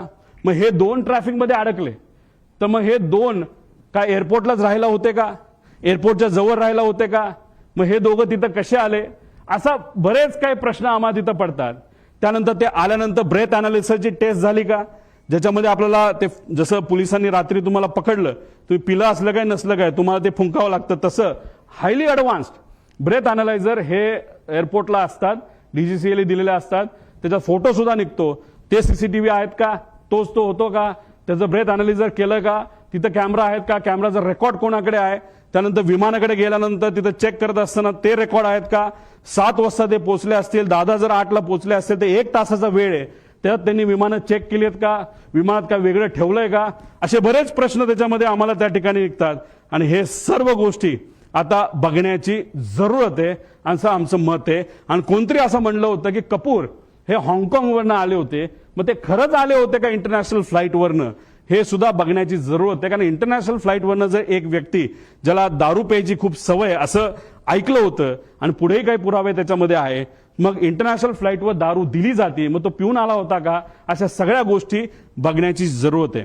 कदाचित त्यांच्या परिवाराला असं वाटत असेल मी काहीतरी वेगळं बोलतोय, मला त्यांना एवढंच सांगायचं, आमचा तो हक्क आहे, आम्ही परिवारातली लोक आहेत, आमच्या शंका जर असतील तर शंकेचं निरसन हे झालंच पाहिजे, कारण आम्ही आमचा माणूस गमावलेला आहे, तुम्ही तुमचा माणूस गमावलेला आहे, तुम्ही तुमची बाजू बघा, आम्ही आमची बाजू बघतो, पण आमच्या मनात ज्या शंका आहेत त्याला कुठं ना कुठेतरी उत्तर हे मिळालं पाहिजे का गेले 13 दिवस मला तरी तिथं झोप लागलेली नाही आणि कदाचित जोपर्यंत ह्या गोष्टी सापडत नाही क्लिअर होत नाही तोपर्यंत झोप लागणार नाही आणि मी झोपणार सुद्धा त्याच्यामध्ये नाही. पुढे तुम्ही जर गेला तर आता मुख्य पायलट सुमित कपूर बद्दल आपण थोडीशी माहिती घेऊ. मार्च 10 दिल्ली बेंगळुरू विमान उडण्यापूर्वी त्याला प्री फ्लाईट अल्कोहोल टेस्टमध्ये त्याला पकडण्यात आलं. पुन्हा 7 एप्रिल 17 दिल्ली गुवाहाटीचं विमान उडवत असताना त्याचं टेस्टिंग जेव्हा केलं तेव्हा तो सापडला. तुम्ही म्हणा तिथं सापडला इथं का नाही? ह्या सगळ्या कमर्शियल फ्लाईट्स होत्या असं आम्हाला कळतंय. कमर्शियल फ्लाईट्सवर बऱ्याच गोष्टी स्ट्रिक्ट असतात. प्रायव्हेट फ्लाईटला कदाचित तेवढ्या स्ट्रिक्ट नसाव्या असं वाटतं. 3 वर्ष त्याला निलंब करण्यात आलं. त्याच्याबरोबर काम करण्याला एका व्यक्तीला आम्ही जेव्हा बोललो त्यांनी सांगितलं लेअरजेट म्हणजे उद्या जर मला ग्लोबल नावाचं विमान उडवायचं असेल तर मला त्याचं ट्रेनिंग घ्यावं लागतं, त्या कंपनीकडे जावं लागतं. तसंच हा सीपी म्हणजे कमर्शियल पायलट असल्यामुळे बोईंग एअरबस उडवत असेल आणि तिथं लेअरजेट उडवायचं असेल तर त्याला अमेरिकेत लेअरजेटची फॅक्टरी म्हणजे बंबार्डियरची फॅक्टरी असल्यामुळे अमेरिकेत जाणं महत्वाचं होतं. तो तिथं गेला. मला जे कळालंय तिथं गेल्यानंतर दुर्दैव असं त्यांनी इतकी दारू पिली का काहीतरी असं मला कळालंय. हे क्रॉस व्हेरीफाय करावं लागेल की त्यांना ट्रेनिंगला जाता आलं नाही. हे रिपोर्ट आता आपल्याला काढावं लागतील खरंच हे घडलं होतं का आणि त्यांना परत ट्रेनिंगला पाठवण्यात आलं असंही आम्हाला त्याच्यामध्ये त्या ठिकाणी कळलं होतं. आता इतर पायलटली लेझर जेटची परीक्षा अमेरिकेला सांगितलं. आता एक बडा नेता जो सांत्वन करण्यासाठी घरी आला होता त्यांनी सांगितलं हाच महाशय माझं सुद्धा विमान हेच VSR कंपनीचं हे नांदेडला हे घेऊन चालले होते आणि ज्या पद्धतीने त्या कपूरली लँडिंग केली त्याच्यावरनं मी VSRला कंप्लेंट केलेली. हा मोठा नेता कोण, नांदेडला कधी गेला होता, खरंच त्यांनी कंप्लेंट केली का हे आपल्याला त्याच्यामध्ये बघावं लागेल. सत्तेतला एक मोठा नेता त्याच्यामध्ये आहे. त्यानंतर ट्रॅक रेकॉर्ड फारच वाईट होतं. तरी मग या व्यक्तीला तिथं अजितदादांचं विमान नाही तर VIPचं, उद्धव ठाकरे साहेबांचं, फडणवीस साहेबांचं, एकनाथ शिंदे साहेबांचं, ऍक्टरचं ह्या सगळ्यांचं विमान का उडवायला दिलं असा प्रश्न आमचा तिथं आहे. पुढं आता ह्याच्यामध्ये तुम्ही जर बघितलं असेल तर VK सिंग म्हणजे हा मालक त्यांचा एक ग्रुप आहे व्हॉट्सअपचा. त्या ग्रुपवर आम्ही ही माहिती काढली. कशी काढली काय काढली हे नका मला विचारू पण ही माहिती आहे. आता तुम्ही म्हणाल ही माहिती तुम्ही देत आहात ते डिलीट केलं तर काय? तुम्ही व्हॉट्सअप किती डिलीट करा सगळी माहिती कळते. त्यामुळे जो कोणी तिथे इन्व्हेस्टिगेट करणार आहे हा ग्रुप कुठला, हा ग्रुप कोणाचा, त्या ग्रुपवर कोण आणि गेल्या 2 वर्षामधल्या त्याच्यावरच्या ज्या काही डिस्कशन आहेत हे लोकांसमोर त्या ठिकाणी आल्या पाहिजे. ह्याची एक डिस्कशन ह्याच्यामध्ये तुम्ही बघितली. Today once again a important flight had to be cancelled as number 1 of PSC has been found to be badly drunk. दारू पिला होता. त्याच्यामध्ये बरंच काय दिलं की तुम्ही पार्टी करता हे करता आणि त्याच्यात may I request my dearest colleagues captain Sunny जो खन्ना कोण असेल कॅप्टन रंधवावा आणि स्टार केलंय कॅप्टन सुमित द ग्रेट म्हणजे दारू प्यायचा विषय आल्यानंतर द ग्रेट सुमित कॅप्टन आणि खाली आहे कॅप्टन रोहित. आता तो सिंग आहे का? सिंग म्हणजे कोण? तो डायरेक्टर आहे VSR कंपनीमध्ये म्हणजे याचाच कॅप्टनचा मुलगा. आता तो खरंच तो असेल रिसर्च नंतरच कळेल आणि डायरेक्टरच तिथं दारू पित असेल पायलट असून सुद्धा तर मग हे फार डेंजरस आहे. कारण डायरेक्टरलाच या गोष्टीचं महत्व नसेल तर बाकीच्या पायलट काय करणार? नाही तर जर डायरेक्टरच आपल्याबरोबर दारू पित असेल तर काय आपल्याला फरक पडतोय? अशी मानसिकता या लोकांची होऊ शकते असं आम्हाला वाटतं. हे त्यांच्याच ग्रुपवरनं काढलेला हा मेसेज आहे 2 जानेवारीचा. VSR कॅप्टन VK सिंग म्हणजे मालक. पुढं अजून एक मेसेज त्यांचा आहे काय VSR ड्युटी सेल डील काय असेल ते. डिअर कॅप्टन सुमित भाई अँड जो कुणी असेल प्रावग you will be sober and do not do your evening stunts. आता इव्हनिंग स्टंट्स मध्ये काय आम्हाला माहित नाही. विमान वेडवाकडे चालवायचा हा एक स्टंट असू शकतो, नाही तर दारू पिणं हा एक स्टंट असू शकतो, नाही तर ड्रग्ज घेणे हा स्टंट असू शकतो. म्हणजे हा स्टंटचा अर्थ मला तरी काही निघत नाही. हा आपल्याला बघावं लागेल आणि त्याला सुमित उत्तर देतो कॉपीड सड म्हणजे मला जर कोणी बोललं असतं हे तू वेड्यासारखा तिथं काल का वागत होता आणि जर मी वागलोच नव्हतो तर मी लिहिलं असतं sir that was not me and I won't do it. पण इथं वर जर दारूबद्दल बोललं असेल आणि खाली कॉपीड सर म्हणत असतील याच्यावरनं नक्कीच दाल में कुछ काला आहे असं आपल्याला म्हणता येईल. हा जो ब्रेथ अनालिझर आहे ह्याचा फोटो सुद्धा निघतो, ह्याचे रिपोर्ट आता आपल्याला बघावं लागणार. पुढे घ्या. आता वेगवेगळ्या सरकारी अहवालातील वेगवेगळी विसंगती. आता ह्याच्यामध्ये PIB प्रेस ब्युरो तुम्हाला माहिती आहे, हे कुठली माहिती देते? तुम्हाला काय कुठलं दे DGCA जी माहिती दिली जाती ती PIB छापते. बरोबर आहे? बरोबर आहे. आता ही ट्रान्सक्रिप्ट आहे, ही कशाची ट्रान्सक्रिप्ट आहे? तर ही बारामती ATCची ट्रान्सक्रिप्ट आहे. वेळ न वेळ तिथं लिहिलेली आहे, इथं वेळ लिहिलेली आहे.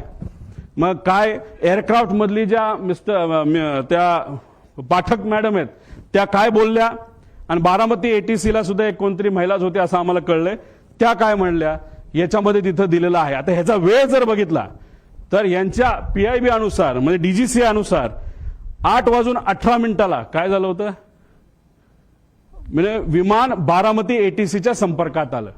म्हणजे DGCA काय म्हणते, म्हणजे PIB काय म्हणते, 8:18 हे विमान हे बारामती ATCच्या संपर्कात आलं. पण हे विमान आलं होतं 8:19. तुम्ही म्हणता एका मिनिटाने काय होणार आहे? हे विमान इतकं स्पीडमध्ये चालतं, हे एका मिनिटात हे विमान 15 किलोमीटर चालतं. आणि दादांचं जी काय घटना घडलेली आहे, काही मीटरमध्ये घडलेली आहे, याच्यावरनं एक मिनिटं हा महत्वाचा आहे. मग एवढी मोठी घटना घडली असेल तर मग 2 रिपोर्ट जे आहेत हे रिपोर्ट वेगळे का, असा प्रश्न एक परिवारातला एक व्यक्ती म्हणून त्या ठिकाणी मी करतो. आता आगीचे लोट दिसण्याचे टायमिंग PIB DGCA किती म्हणतं? 8:44. पण ट्रान्सक्रिप्ट प्रमाणे इथं 8:43:55 सांगितलं की मला आता लँडिंग पॅड म्हणजे स्ट्रिप तिथं दिसतीये. मग त्यांनी सांगितलं रनवे 11 क्लिअर टू लँड. त्यानंतर 8:44:13 ओ शिट म्हणजे ही जे पाठक मॅडम आहेत त्यांच्याकडनं ते शेवटचे शब्द होते, आणि त्यात 7 सेकंद तुम्ही ऍड करा, 44 प्लस काहीतरी 13 प्लस म्हणजे 20, तर त्याच्यात तो ऍक्सिडेंट तिथं झाला. म्हणजे हे टायमिंग आणि हे टायमिंग जर इथं 20 सेकंद तुम्ही ऍड केले, म्हणजे 13 प्लस 7 20.20 म्हणजे 20 सेकंडचा याच्यामध्ये फरक आहे. मी तुम्हाला सांगितल्याप्रमाणे सेकंडचा विषय असतो. इन्व्हेस्टिगेट तुम्ही करत असाल आणि तुम्ही एका मोठ्या एजन्सीचे लोक असाल तर तुम्हाला सेकंदात बोलावं लागतं, इथं मिनिटात बोलून चालत नसतं. आणि इथं ह्या 2 रिपोर्टमध्ये खूप मोठा फरक आहे असं कुठेतरी दिसतं. आता हा एक ट्रान्सपॉन्डर एक असतं विमानाला, विमान सांगत असतं सॅटेलाइटच्या माध्यमातून मी इथे आहे, माझं स्पीड किती आहे, मी अलाइन झालोय का, एअरपोर्टचं जे स्ट्रिप आहे त्याला मी अलाइन झालोय का, तिथून माझं डिस्टन्स किती आहे, माझी हाईट किती आहे, माझं लोकेशन कुठे आहे, हे सगळं तिथं दिलं जातं. आणि हे आमच्याकडे आहे, ही माहिती ही आम्हाला एका सॉफ्टवेअरच्या माध्यमातून, जे मगाशी तुम्हाला सॉफ्टवेअर सांगितलं त्यातून आम्हाला सगळी माहिती कळाली. फक्त शेवटच्या 1 मिनिटाची आम्हाला माहिती कळाली नाही. कदाचित ट्रान्सपॉन्डर हा मुद्दामून विमानाच्या आतून हा बंद केला होता. तुम्हाला टिल्ट होताना जे विमान दिसते त्या ट्रान्सपॉन्डर बंद होता. ट्रान्सपॉन्डर हा 8:43.18 ह्याच्यात तुम्ही म्हणाल हे तर टाइम वेगळा दिसतोय, ह्यात फ्लाईट रडारच्या शेवटच्या UTC टाइम म्हणजे 3 ते म्हणजे ह्याच्यामध्ये 5 तास आपल्याला ऍड करावं लागतात. त्यात 8:43.18 जेव्हा हे बंद झाला ट्रान्सपॉन्डर, का बंद झाला, का कुणी बंद केला, असे प्रश्न आम्हाला त्याच्यामध्ये आहे. आता आपल्याला शेवटपर्यंत कळालं असतं. आणि या 1 मिनिटाच्या आधी हे विमान त्या धावपट्टीला अलाइन झालं होतं, म्हणजे ते धावपट्टीवर उतरेल अशी अपेक्षा होती. पण 1 मिनिटामध्ये काहीतरी गडबड झाली, ती अजूनपर्यंत आपल्याला कळलेली नाही. आता हा जो भाग आहे हा तुमचा 11 नंबर आहे आणि हा भाग आहे 29.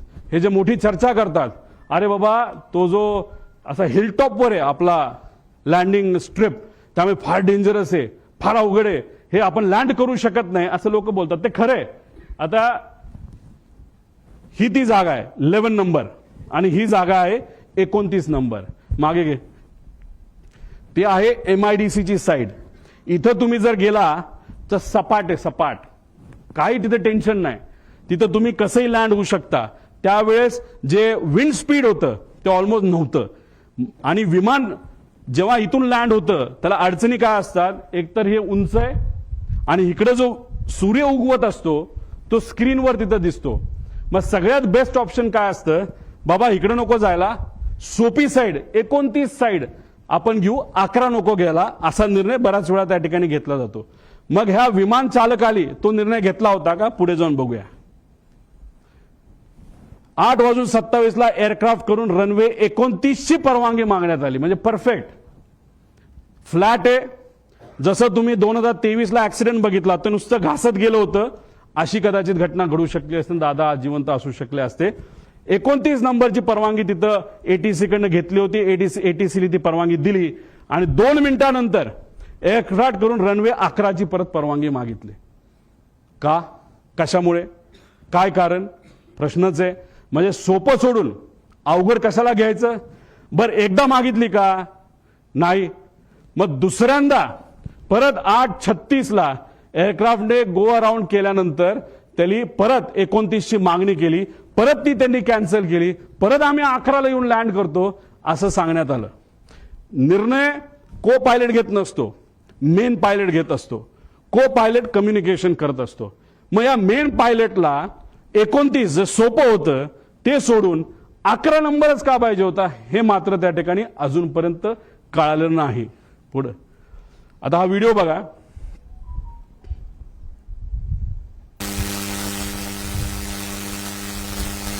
थोडं मागे या. ही लांबून तुम्हाला दिसत असेल, हे धुकं आहे, विजिबिलिटी हा प्रॉब्लेम होता. मागे या बाजूला थोडंसं तुम्ही जर बघितलं तर एक लाईन दिसते आणि नंतर ब्लास्ट दिसतो. थोडंसं डिटेलमध्ये बघा. एक लाईन आली, पडली, स्फोट झाला. ती लाईन काय आहे? ती आग आहे का? हे सुद्धा बघण्याचे कारण आहे. हे आपल्याला बघावं लागेल. ते काय अजूनपर्यंत कळलं नाही. ही विजिबिलिटी आहे. जो रनवे आहे, रनवेच्या जवळ तिथं ट्रायल केली जाते, नाही तर ट्रेनिंग केलं जातं, म्हणून तिथं काही कॅमेरा ठेवले, त्या कॅमेरातला हे व्हिज्युअल आपल्या सगळ्यांना त्या ठिकाणी बघता येईल. पुढे घ्या. आता ह्याच्यामध्ये हे आहे व्हिज्युअल फ्लाईट रूल्स. हे रूल काय सांगतं?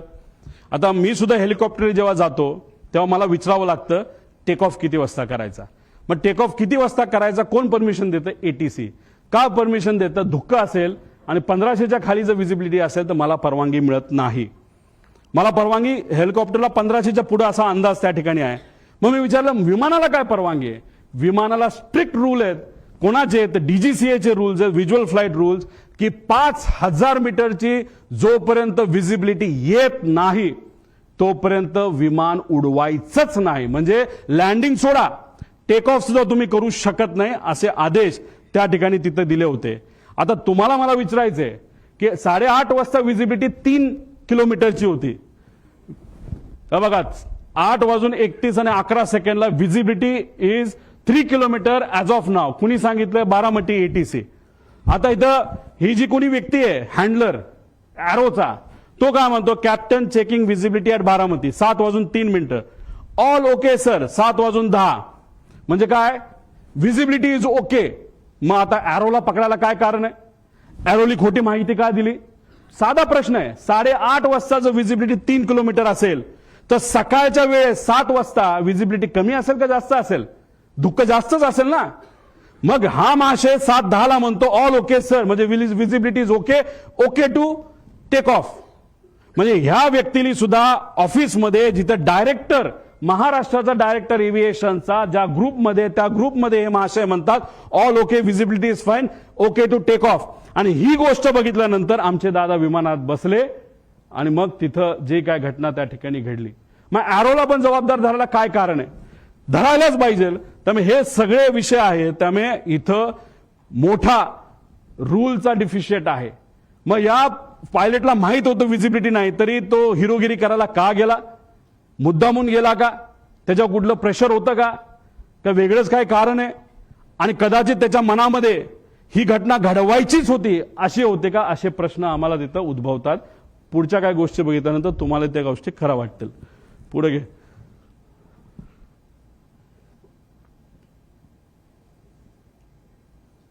हे ऐका. दरवेळेचा जो आवाज असतो विमानाचा, आम्हाला तिथं आता धावपट्टीजवळ असल्यामुळे आम्हाला माहिती की विमानाचा कसा आवाज असतो. पण त्या दिवशीचा इतका कर्कश आवाज होता, त्यामुळे आमच्या गावातली बरेचसे महिला पोरं ही सगळी रस्त्यावर येऊन बघत होती की आज विमानाचा असा का आवाज येतोय. आणि गावाला एक रेटी घालून परत विमान धावपट्टीच्या दिशेने उतराय गेलं, पण त्याच वेळी आमच्या गावातनं उतरताना आमच्या गावात एक मंदिर आहे, त्या मंदिराच्या कळसाला सुद्धा टेकायची काही लोकांना शक्यता. पुढे घे. म्हणजे विमान लँड होण्यापूर्वी जे गाव आहे त्या गावाच्या कळसाला विमान घासून गेलं. म्हणजे 1 मिनिट जो ट्रान्सपॉन्डर बंद झाला होता शेवटचा, जे सॅटेलाइटची कनेक्शन आहे मुद्दामून तोडण्यात आलं होतं ट्रान्सपॉन्डर बंद करून, असं आमचं मत आहे. याच्यामध्ये नॉर्मली एमिंग पॉइंट हा पुढे असतो, त्यानंतर मग सेंट्रल लाईन बघितली जाते, लँडिंग डेझिग्नेटर असतो, थ्रेशोल्ड. याच्यावर लँड करायचं नसतं, याच्या पुढेच लँड करावं लागतं. आणि ही जर बारामतीची साईड बघितली, थ्रेशोल्ड इथे आहे. आता 1 मिनिट जे ट्रान्सपॉन्डर बंद केला तर त्याचा जर आपल्याकडे डेटा आला असता तर हे बंद पडलं विमान असं आपल्याला जे दिसतं ते जर झालं नसतं तरी आमचं असं मत आहे की हे विमान इथं येऊन धडकलं असतं. मग कदाचित असं होतं का की इंटेन्शनच होतं विमान लँड करायचं ना, क्रॅश करायचं.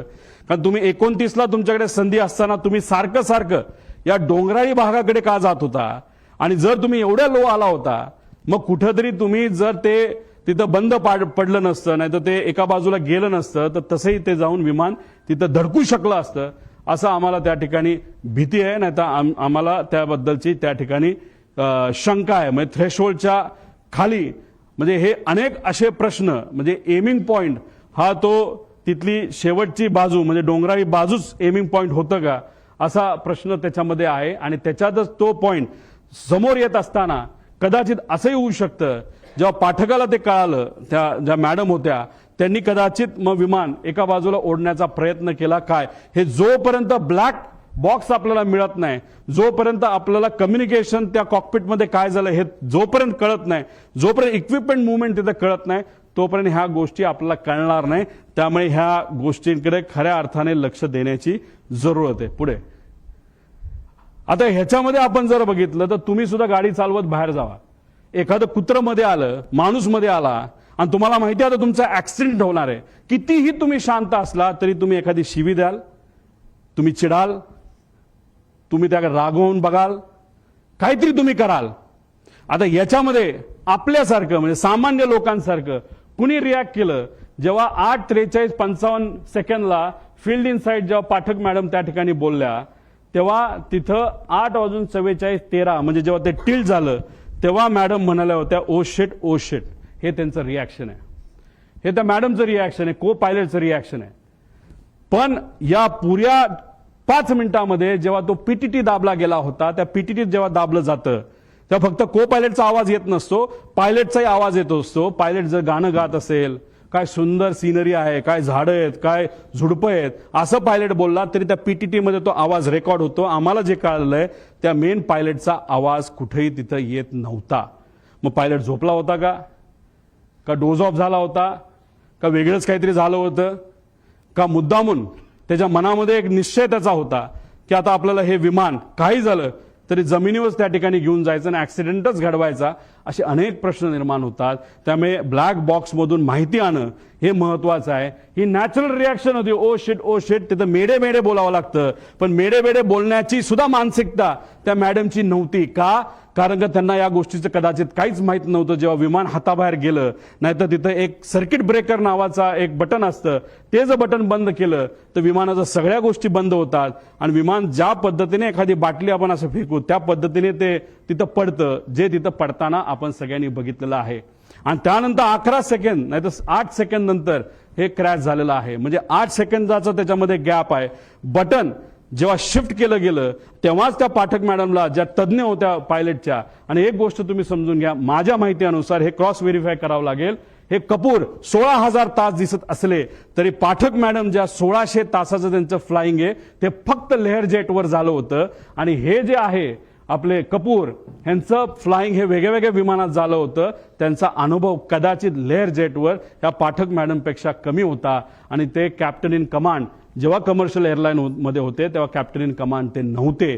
नजीकच्याच काळामध्ये कॅप्टन इन कमांड ते झाले होते, असं कुठंतरी शंका, नाही तर काही प्रमाणात काही लोकांकडनं माहिती आम्हाला आलेली आहे. त्याची माहिती घेऊन त्या डिटेलमध्ये जाणं हे अतिशय महत्वाचं आहे. त्यामुळे दादांचा दौरा का बदलला, विमानाची वेळ बदलली गेली का, पायलट खरंच बदलले का बदलले, असे काही प्रश्न आहेत. मग त्यानंतर केंद्रीय विमान मंत्रालयाचा अहवाल आलाय का एटीसी ट्रान्सक्रिप्ट, आणि या अहवालामध्ये का त्याच्यामध्ये डिस्परन्सी आली, का त्याच्यामध्ये फरक आलेला आहे, मधील वेळेची विसंगती का आली, पायलट रडारचा 1 मिनिट आधीच ते जो ट्रान्सपॉन्डर आहे तो का बंद झाला, का बंद केला गेला, व्हिजिबिलिटी कमी असताना सुद्धा टेक ऑफ का झालं, जर टेक ऑफ पुण्याचं एअरपोर्ट बॅकअप पकडून केलं असेल तर लँड करण्याचा प्रयत्न का तिथं झाला, असा आमचा प्रश्न आहे. रनवे 29 अवेलेबल असताना, सेफ असताना, फ्लॅट असताना, कुठलंच टेन्शन तिथं नसताना, तिथं सूर्याचा पण त्रास नसताना सारखं सारखं मला रनवे 11च पाहिजे असं का त्या ठिकाणी सांगण्यात आलं. आधीच विमान कमी उंचीवर आणले गेले होते का, त्यानंतर शेवटच्या काही मिनिटात पायलट काहीच, जो मेन पायलट आहे, एवढी घटना जमीन जवळ येते, विमान टिल्ट होतंय, तिथं बंद पडतंय विमान, तरी तुम्ही काहीच बोलत नाही, याचा अर्थ काय. तर याचा अर्थ जर काढायला गेलं तर मी सामान्य परिवारातला एक व्यक्ती म्हणून, नाही तर सामान्य व्यक्ती ज्याचं टेक्निकल बॅकग्राऊंड कुठलंच नाही, मला असं वाटतं की हा अपघात नाही, हा 100% त्याच्यामध्ये घात असू शकतो. आणि हीच माहिती आम्हाला सगळ्या इन्व्हेस्टिगेशन एजन्सीजकडनं पाहिजे. पण मग इन्व्हेस्टिगेशन एजन्सी, सरकारी एजन्सी हे योग्य पद्धतीने काम करू शकतं का? करू शकतं. पण लोकांच्या मनामध्ये शंका आहे. काही दिवसांपूर्वी माजी अधिकारी ज्यांनी अजितदादांवरच टीका केली होती, त्या अधिकाऱ्याने सुद्धा सांगितलं की ठीक आहे, दादांचं माझं एवढं चांगलं नव्हतं, पण मग एन्क्वायरी करत असताना जर सरकारीच एजन्सी करणार असेल तर त्यांना जसं पाहिजे तसंच ते एन्क्वायरी करू शकतात. म्हणून आमचं परिवाराचं आणि एक कार्यकर्ता म्हणून आणि दादा हे आमचे नेते म्हणून आम्हाला ज्या काही शंका आहेत त्या शंका ह्या एक्सटर्नल एजन्सीकडनं त्या ठिकाणी घेणं अतिशय महत्वाचं आहे. ज्या नावं मी पुढे जाऊन तिथं आपल्याला सांग, BEA bureau of enquiry and analysis for civil aviation France ही एक चांगली कंपनी आहे. त्यानंतर AAIB UK ही दुसरी एक चांगली कंपनी आहे. नॅशनल ट्रान्सपोर्टेशन सेफ्टी बोर्ड, कारण का ही कंपनी बंबार्डियर ही कॅनेडियन कंपनी आहे, पण हे विमान मॅन्युफॅक्चर अमेरिकेत झालंय. अमेरिकात जे कुठलं विमान मॅन्युफॅक्चर होतं त्याचं इन्व्हेस्टिगेशन ही एजन्सी अमेरिकेची तिथं करते. त्यामुळे या तिघीपैकी ज्या कुठल्या चांगली आहे, नाहीतर त्यातल्या 2 एजन्सीकडे हे काम तिथं देण्यात आलं. सरकार करायचं करू द्या, आमचा त्यांच्यावर काही विश्वास नाही असं नाही, पण त्यांनाही करू, पण ही बॅकअप अशा एजन्सी त्याच्यामध्ये असणं आमच्या सर्वांसाठी अतिशय महत्वाचं आहे असं माझं मत आहे. एक स्लाइड आधी. आता ह्याच्यामध्ये आपण जर बघितलं तर फॉरेन्सिकची जी टीम आहे ती टीम दुर्दैवाने उशिरा आली. ती का उशिरा आली? त्यांनी खरंच आतापर्यंत काय केलं? सीआयडीला काम दिलंय, चांगली गोष्ट आहे. आपण सीआयडीला एअरपोर्टवर जाण्याची परवानगी आहे का? मी काही लोकांशी त्यांच्याशी बोललो, म्हणलं आतापर्यंत काय झालं? ते म्हणले आतापर्यंत आम्ही सीसीटीव्हीचे फुटेज घेतले. म्हणलं कुठले घेतले? ते म्हणले आम्ही एअरपोर्टचे घेतले. म्हणलं बाकीचं नाही. मग आम्ही एका अधिकाऱ्याशी चर्चा केली, अरे बाबा तुम्ही एवढा वेळ जर लावणार असाल, ह्याच्यामध्ये जर वेळ घालवणार असाल तर ते जी कंपनी आहे ते सगळे पेपर मॅन्युपुलेट करू शकते, सगळा एव्हिडन्स मॅन्युपुलेट केला जाऊ शकतो. थोडे दिवस थांबू, लोक विसरून जातील. लोक विसरणार नाहीत. आम्हाला ही माहिती पाहिजे म्हणजे पाहिजे. त्यामुळे सीआयडी विश्वास नाही असं नाही, पण त्यांना पूर्ण अथॉरिटी नसणार आहे. कारण विमानतळावर गेल्यानंतर पोलिसाला, खाकी वर्दीच्या व्यक्तीला आज जाण्याची परवानगी तिथं नसते. तिथं CISF असेल, नाहीतर केंद्रीय जे काही एजन्सीज असतील त्याच तिथं जातात. नाहीतर इन्व्हेस्टिगेशन करायचं असेल तर सीआयडी करू शकत नाही.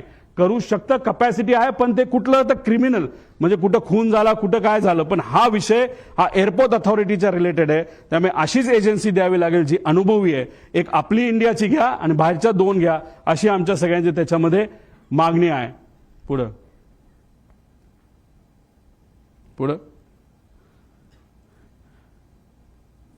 हे सगळे विषय आहेत. आणि एक महत्वाचा विषय तुम्हाला सांगतो की जेव्हा केव्हा तुम्ही पूर्वीच्या दादांचे व्हिडिओज तिथं बघितले असतील, त्या व्हिडिओजमध्ये दादा प्लॅस्टिकची बॉटल घेऊन तिथं काही गोष्टी करताना बघितलं असेल. पाणी पिताना प्लॅस्टिकच्या बॉटलमध्ये पाणी पिताना तुम्ही बघितलं असेल. आणि मग पण नजीकच्या काळामध्ये म्हणजे हे जे काय आहे,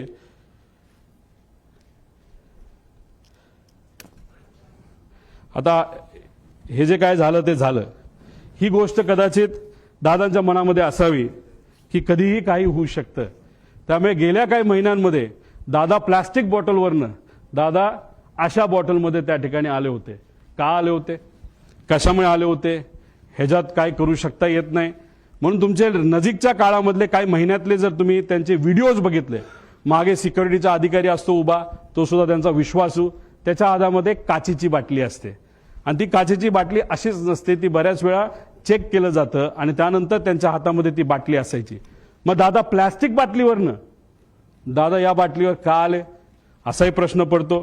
जेव्हा माझ्या एका मित्राली हेलिकॉप्टर घेतलं होतं, मी दादांना सांगत होतो, दादा माझ्या मित्राला एक हेलिकॉप्टर घेतलंय. म्हणलं चांगला आहे, तो तुझा विश्वासू आहे का? म्हणलं हो आहे. मग त्याचंच हेलिकॉप्टर तू वापर, बाहेरून तू घेऊ नको. आम्ही आत्ताच्या काळामध्ये बरंच काही वेगळं ऐकलेलं आहे. आता ह्याच्यातून ते मला काय सांगण्याचा प्रयत्न करत होते मला तर ते काय माहीत नाही. दादानी त्यांच्या काही जवळच्या लोकांना ज्यांची आर्थिक परिस्थिती बरी आहे, चांगला व्यवसाय आहे, त्यांना सांगितलं होतं की पुढच्या काही महिन्यांमध्ये तुम्हाला विमान घ्यावं लागेल आणि ते विमान तू घे, म्हणजे मला ते वापरता येईल. हे का ते काय बोलत होते, कसं काय, शेवटी आत्ता दादांबरोबर झालेले काय सगळे संभाषण हे तिथं माझ्या ध्यानामध्ये त्या ठिकाणी एका टेपसारखे तिथं पळत आहेत, जात आहेत. त्यामुळे काचेच्या बाटलीपासून पार विमान स्वतःचं त्या ठिकाणी असावं, या सगळ्या गोष्टी त्यांच्या मनामध्ये का होत्या हे आज तरी आपल्या सगळ्यांना त्या ठिकाणी विचारता येणार नाही. फक्त एवढंच आहे, माझा काका, आमचे नेते, आमचे दादा आज आमच्या सर्वांच्या मध्ये नाही आहेत. पण ते का नाहीत, कशामुळे झालं, कुणी केलं, जर केलं असेल तर कसं घडलं, का केलं गेलं, याची माहिती मला नाही तर अख्ख्या महाराष्ट्राला त्या ठिकाणी माहिती पाहिजे. कारण का आम्ही आमच्या दादाला, आमच्या काकाला आम्ही मिस करतो. आणि नक्कीच मी एक तुम्हाला सांगतो, जर अशा पद्धतीने आपण जर इन्व्हेस्टिगेशन केलं तर सत्यमेव जयते, आपल्याला विजय या रिसर्चच्या बाबतीत नक्कीच त्याला यश आल्याशिवाय राहणार नाही, असं आमच्या सगळ्यांचं त्याच्यामध्ये मत आहे. त्यामुळे या रिलेटेड राजकीय कुठलाही प्रश्न आजच्या दिवशी तिथं घेतला जाणार नाही. राजकीय प्रश्नांबाबत आणि राजकीय विषयांबाबत 12 तारखेला कुठं आणि कशी प्रेस तिथं घेणार आहे याबद्दलची माहिती आज संध्याकाळी आपल्या सर्वांना सोशल मीडियाच्या माध्यमातून मी नक्कीच सांगेल. तुम्ही ठरवा, सगळ्यांना एकसाथ बोलायचं आहे का एक एक बोलणार आहे तर मला बोल.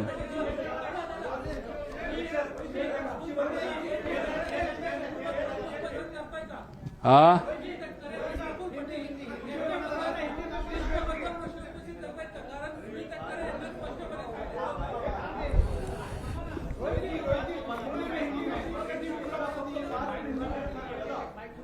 तुम्ही ठरवा.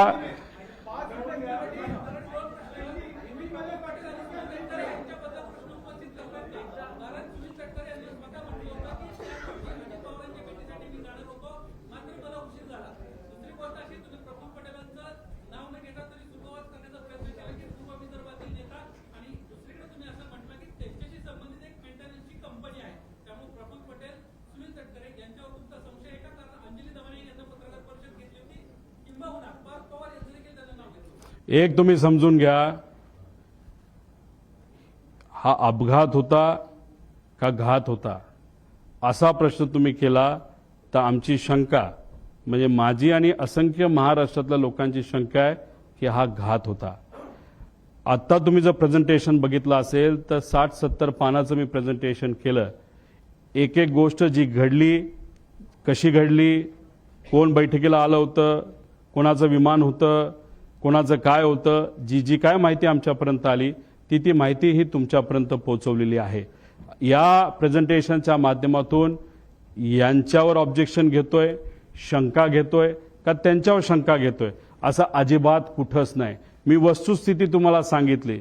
पण या बाबतीत विमान कंपनी जी VSR आहे, एरो नावाची हँडलिंग कंपनी आणि जो कपूर नावाचा पायलट होता, या 3 कंपन्या आणि व्यक्तीवर आमची शंका आहे.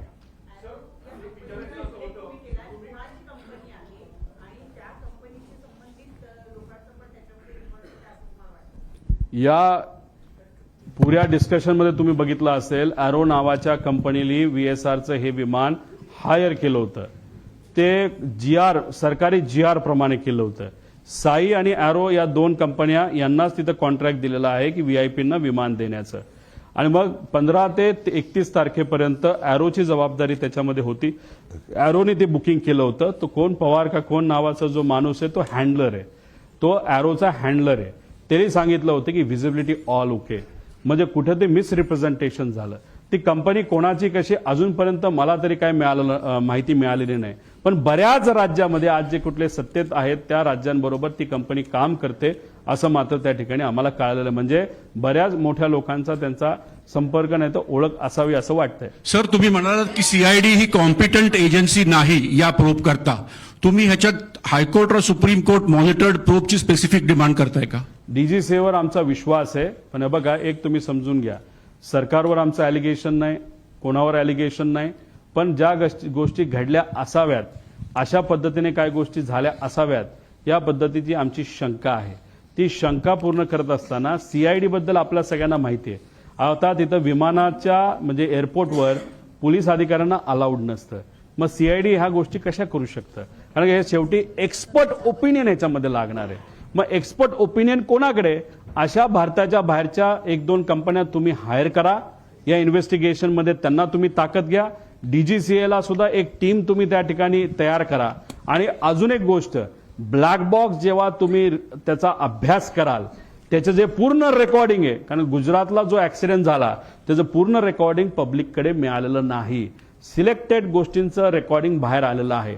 आमची मागणी आहे ब्लॅक बॉक्स मधलं जे कुठलं तिथं रेकॉर्डिंग आहे, जे पूर्णपणे परिवारातल्या एका व्यक्तीला नाहीतर काही ठराविक लोकांना एक्सपर्ट बरोबर ते बघण्याची संधी सरकारकडनं त्याच्यामध्ये देण्यात यावी. आणि त्याच्याच बरोबर जे काही डिव्हाइसेस नाहीतर जी काही तिथं इक्विपमेंट्स होती त्याची जी मुवमेंट असेल ती सुद्धा आम्ही एखाद्या तज्ज्ञाकडनं त्या ठिकाणी त्याचा अभ्यास करू.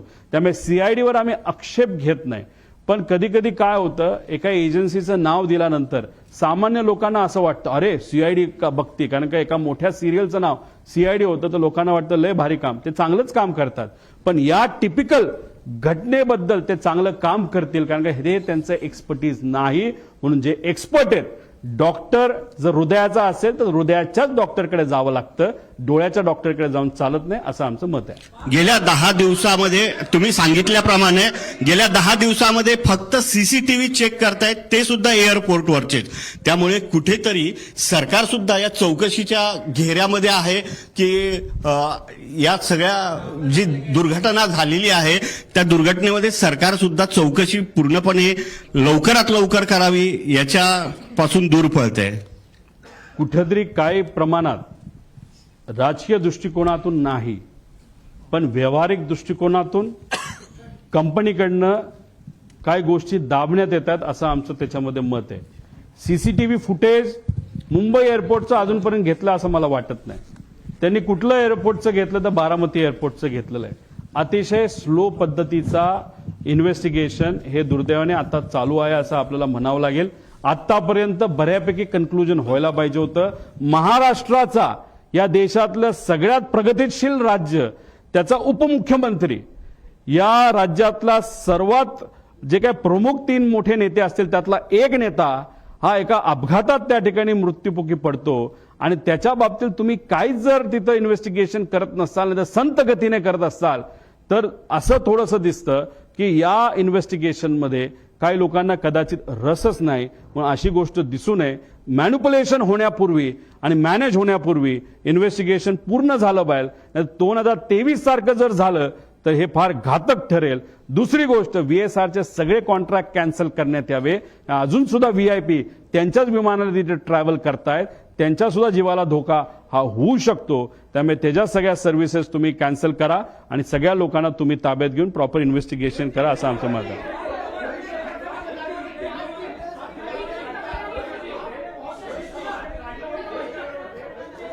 या बाबतीतलं माझ्याकडनं एक पत्र हे नक्कीच आम्ही दिल्लीला डीजीसीएला त्या ठिकाणी देऊ, मंत्री महोदयांना देऊ आणि एक विनंती करू की ज्यांच्या कोणाकडे इन्व्हेस्टिगेशन आहे, म्हणजे सीआयडी करत असलं ते अथॉरिटी ही वेगळी आहे, त्यांना सांगून इंटरनॅशनल लेवलच्या काही कंपन्या आपल्याला घेता येतात का हे त्या ठिकाणी आपल्याला बघावं लागेल. आणि आज आम्हाला असं कळतंय की अजितदादांच्या पक्षाकडनं सुप्रियाताई सुनेत्रा वहिनी काकींच्या मार्गदर्शनाखाली अमोल मिटकरी आणि काही ठोंबरेताई आणि काही लोक बाबा पाटील हे सगळे सीएम साहेबांना भेटले होते. एक त्यांनी तिथं पत्र दिलंय, म्हणजे त्यांच्याच पक्षातल्या काही आमदारांना आणि कार्यकर्त्यांना आणि पदाधिकाऱ्यांना शंका या बाबतीतली आम्हाला सुद्धा तशीच शंका आहे. त्यामुळे इन्व्हेस्टिगेशन प्रॉपर व्हावं यासाठी योग्य त्या अथॉरिटीला आम्ही सुद्धा पत्र देऊ.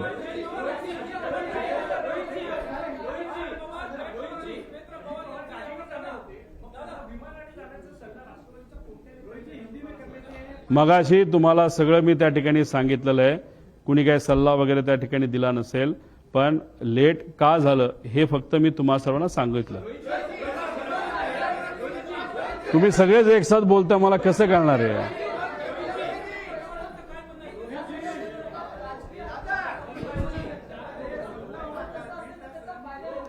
या विषयाचं मला कुठेही राजकारण तिथं करायचं नाही. मी कुठंच काय तिथं बोलत नाही की कुठल्या राजकीय पक्षाचा याच्यामध्ये इन्व्हॉल्वमेंट आहे. याच्यामध्ये नक्कीच घात झाला एवढं मात्र त्या ठिकाणी मी म्हणतो. कसं झालं, का झालं, कोणामुळे झालं, काय झालं हे लोकांसमोर आलं पाहिजे आणि इन्व्हेस्टिगेशन ही प्रॉपर त्या ठिकाणी झाली पाहिजे. एवढंच या प्रेझेंटेशनच्या माध्यमातून मी सांगण्याचा प्रयत्न करतो. मराठीचे शेवटचे 2 प्रश्न घ्या, म्हणजे मी हिंदीत बोलतो. दोन मराठी.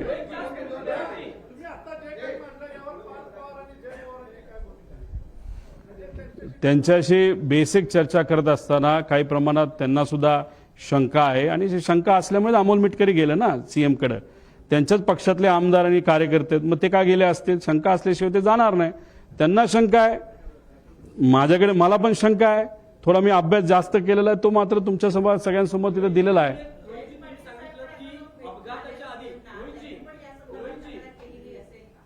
नाही, या बाबतीतलं मला काय माहीत नाही, कारण मी अजून कोणाच्याच संपर्कात नाही.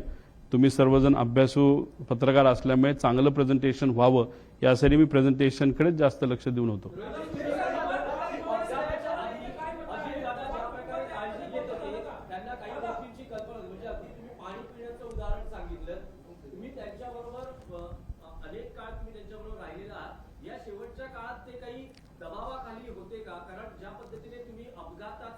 संशय व्यक्त करतात, काही तुम्हाला त्यामागे घातपातामागे काही वाटतंय का की कोणी असू शकतं किंवा काय कारण प्राथमिक अंदाज असू शकतो? अजितदादांवर दबाव टाकणं तसं सोपं नव्हतं. लढवया नेता त्याच्यामध्ये होते ते, पण काळजी नक्कीच ते तिथं घेत होते. मी फक्त एक उदाहरण सांगितलं, त्याच्या मागचं कारण मला माहीत नाही. प्लॅस्टिकच्या बॉटलमध्ये टॅम्परिंग होऊ शकतं, त्या पाण्यामध्ये काही मिक्स केलं जाऊ शकतं, म्हणून त्यांनी ती बॉटल प्लास्टिकवरनं ग्लास बॉटलकडे ते तिथं वळले. हेलिकॉप्टरच्या बाबतीत मी माझा स्वतःचा अनुभव तुम्हाला तिथं सांगितला. म्हणजे काळजी कुठं ना कुठे ती त्या ठिकाणी ती होती. पाण्याच्या बाबतीत त्यांनी ॲक्शन नक्कीच तिथं घेतली. जर त्यांच्या मनामध्ये विमानाच्या बाबतीत सुद्धा जर शंका होती तर तिथं जर वेगळी ॲक्शन त्यांनी घेतली असती तर दादा आज आपल्याबरोबर असते.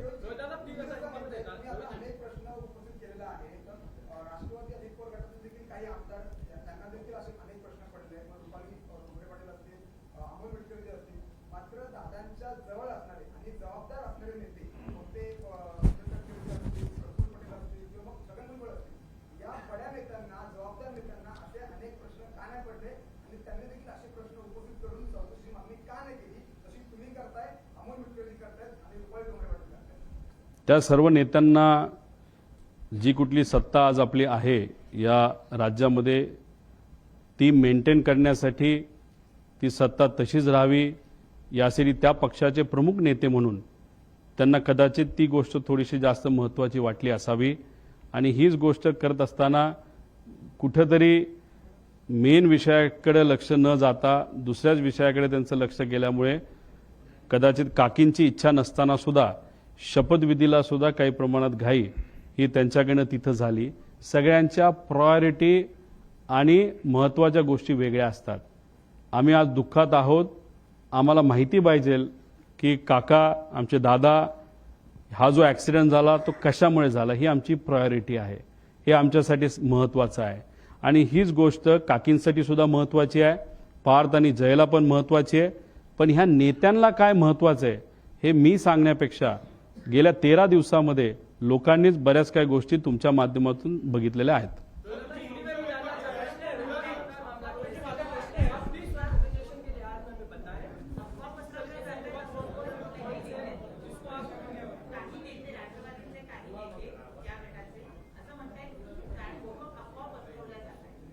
रोहित पवार एवढ्या मोठ्या कॅमेराच्या संख्येसमोर आणि एवढ्या अभ्यासू मराठी पत्रकारांच्या समोर प्रेझेंटेशनच्या माध्यमातून काही गोष्टी जर पुढे त्या ठिकाणी सांगत असतील तर ह्याला अफवा म्हणत नाही, ह्याला रोकटोक प्रेस कॉन्फरन्स त्या ठिकाणी म्हणतात. आणि त्यांच्यात आणि आमच्यात हाच फरक आहे. ते काय काय म्हणेना, आम्हाला काही घेणं देणं नाही. ते जे कुठले नेते असतील 4-5 त्यांचा पक्षच वेगळा आहे आणि आमचा पक्ष वेगळा आहे. काका मात्र आमचे त्या ठिकाणी गेलेले आहेत. त्यामुळे काकांच्या बाबतीत काय घडलं हे मला तरी माहिती पाहिजे. त्यांना माहिती नको असेल तर तो त्यांचा विषय आहे.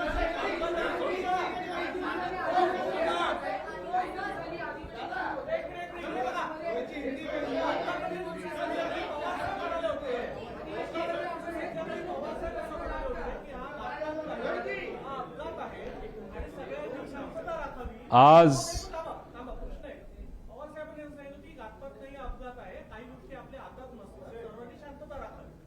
तर पवार साहेबांच्या म्हणण्यापासून वेगळा असं तुम्ही अभ्यास केला म्हणून हे म्हणणं झालंय का? नंबर 1. नंबर 2, तुम्ही जसं आता सांगितलं की जय आणि पास याची प्राथमिक चर्चा झाली. हे जे काही प्रेझेंटेशन तुम्ही केलं ते पवार साहेबांना दाखवलं आहे का? आणि ते दाखवून नंतर आता तुम्ही घेताय.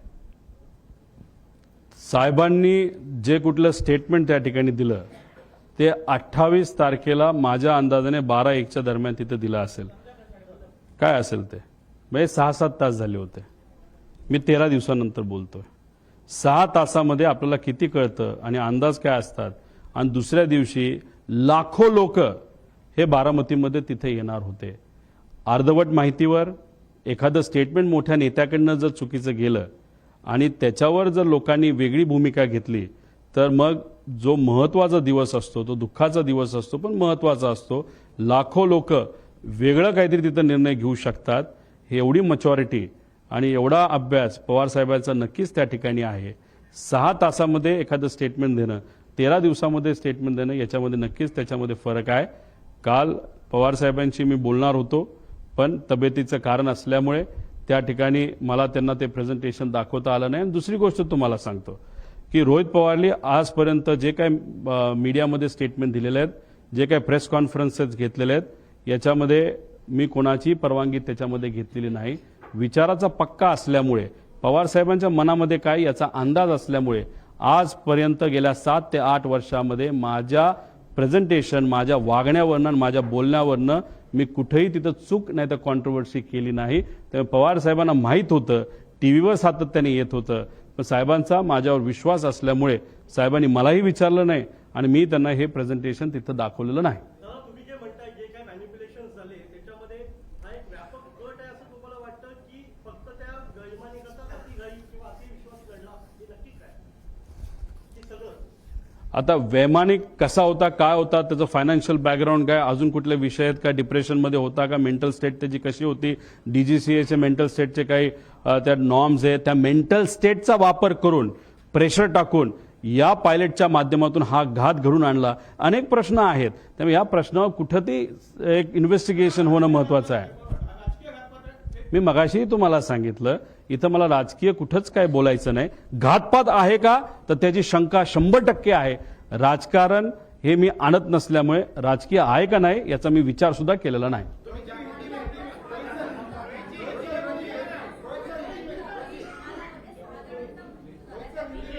तो 6चा जो आकडा होता तो चुकीचा होता. त्याच्यामध्ये कॅल्क्युलेशनमध्ये चूक झाली. तो जो मेन रिपोर्ट असतो की किती लोक त्या विमानामध्ये आहे तो रिपोर्ट आमच्याकडे आहे. त्यामुळे उगाच दाखवायचं आणि प्रेझेंटेशन लांबवायचं म्हणून नको त्या गोष्टी याच्यामध्ये दिलेल्या नाहीत. त्यामुळे त्या 6च्या आकड्याला कुठंच काही महत्व नाही.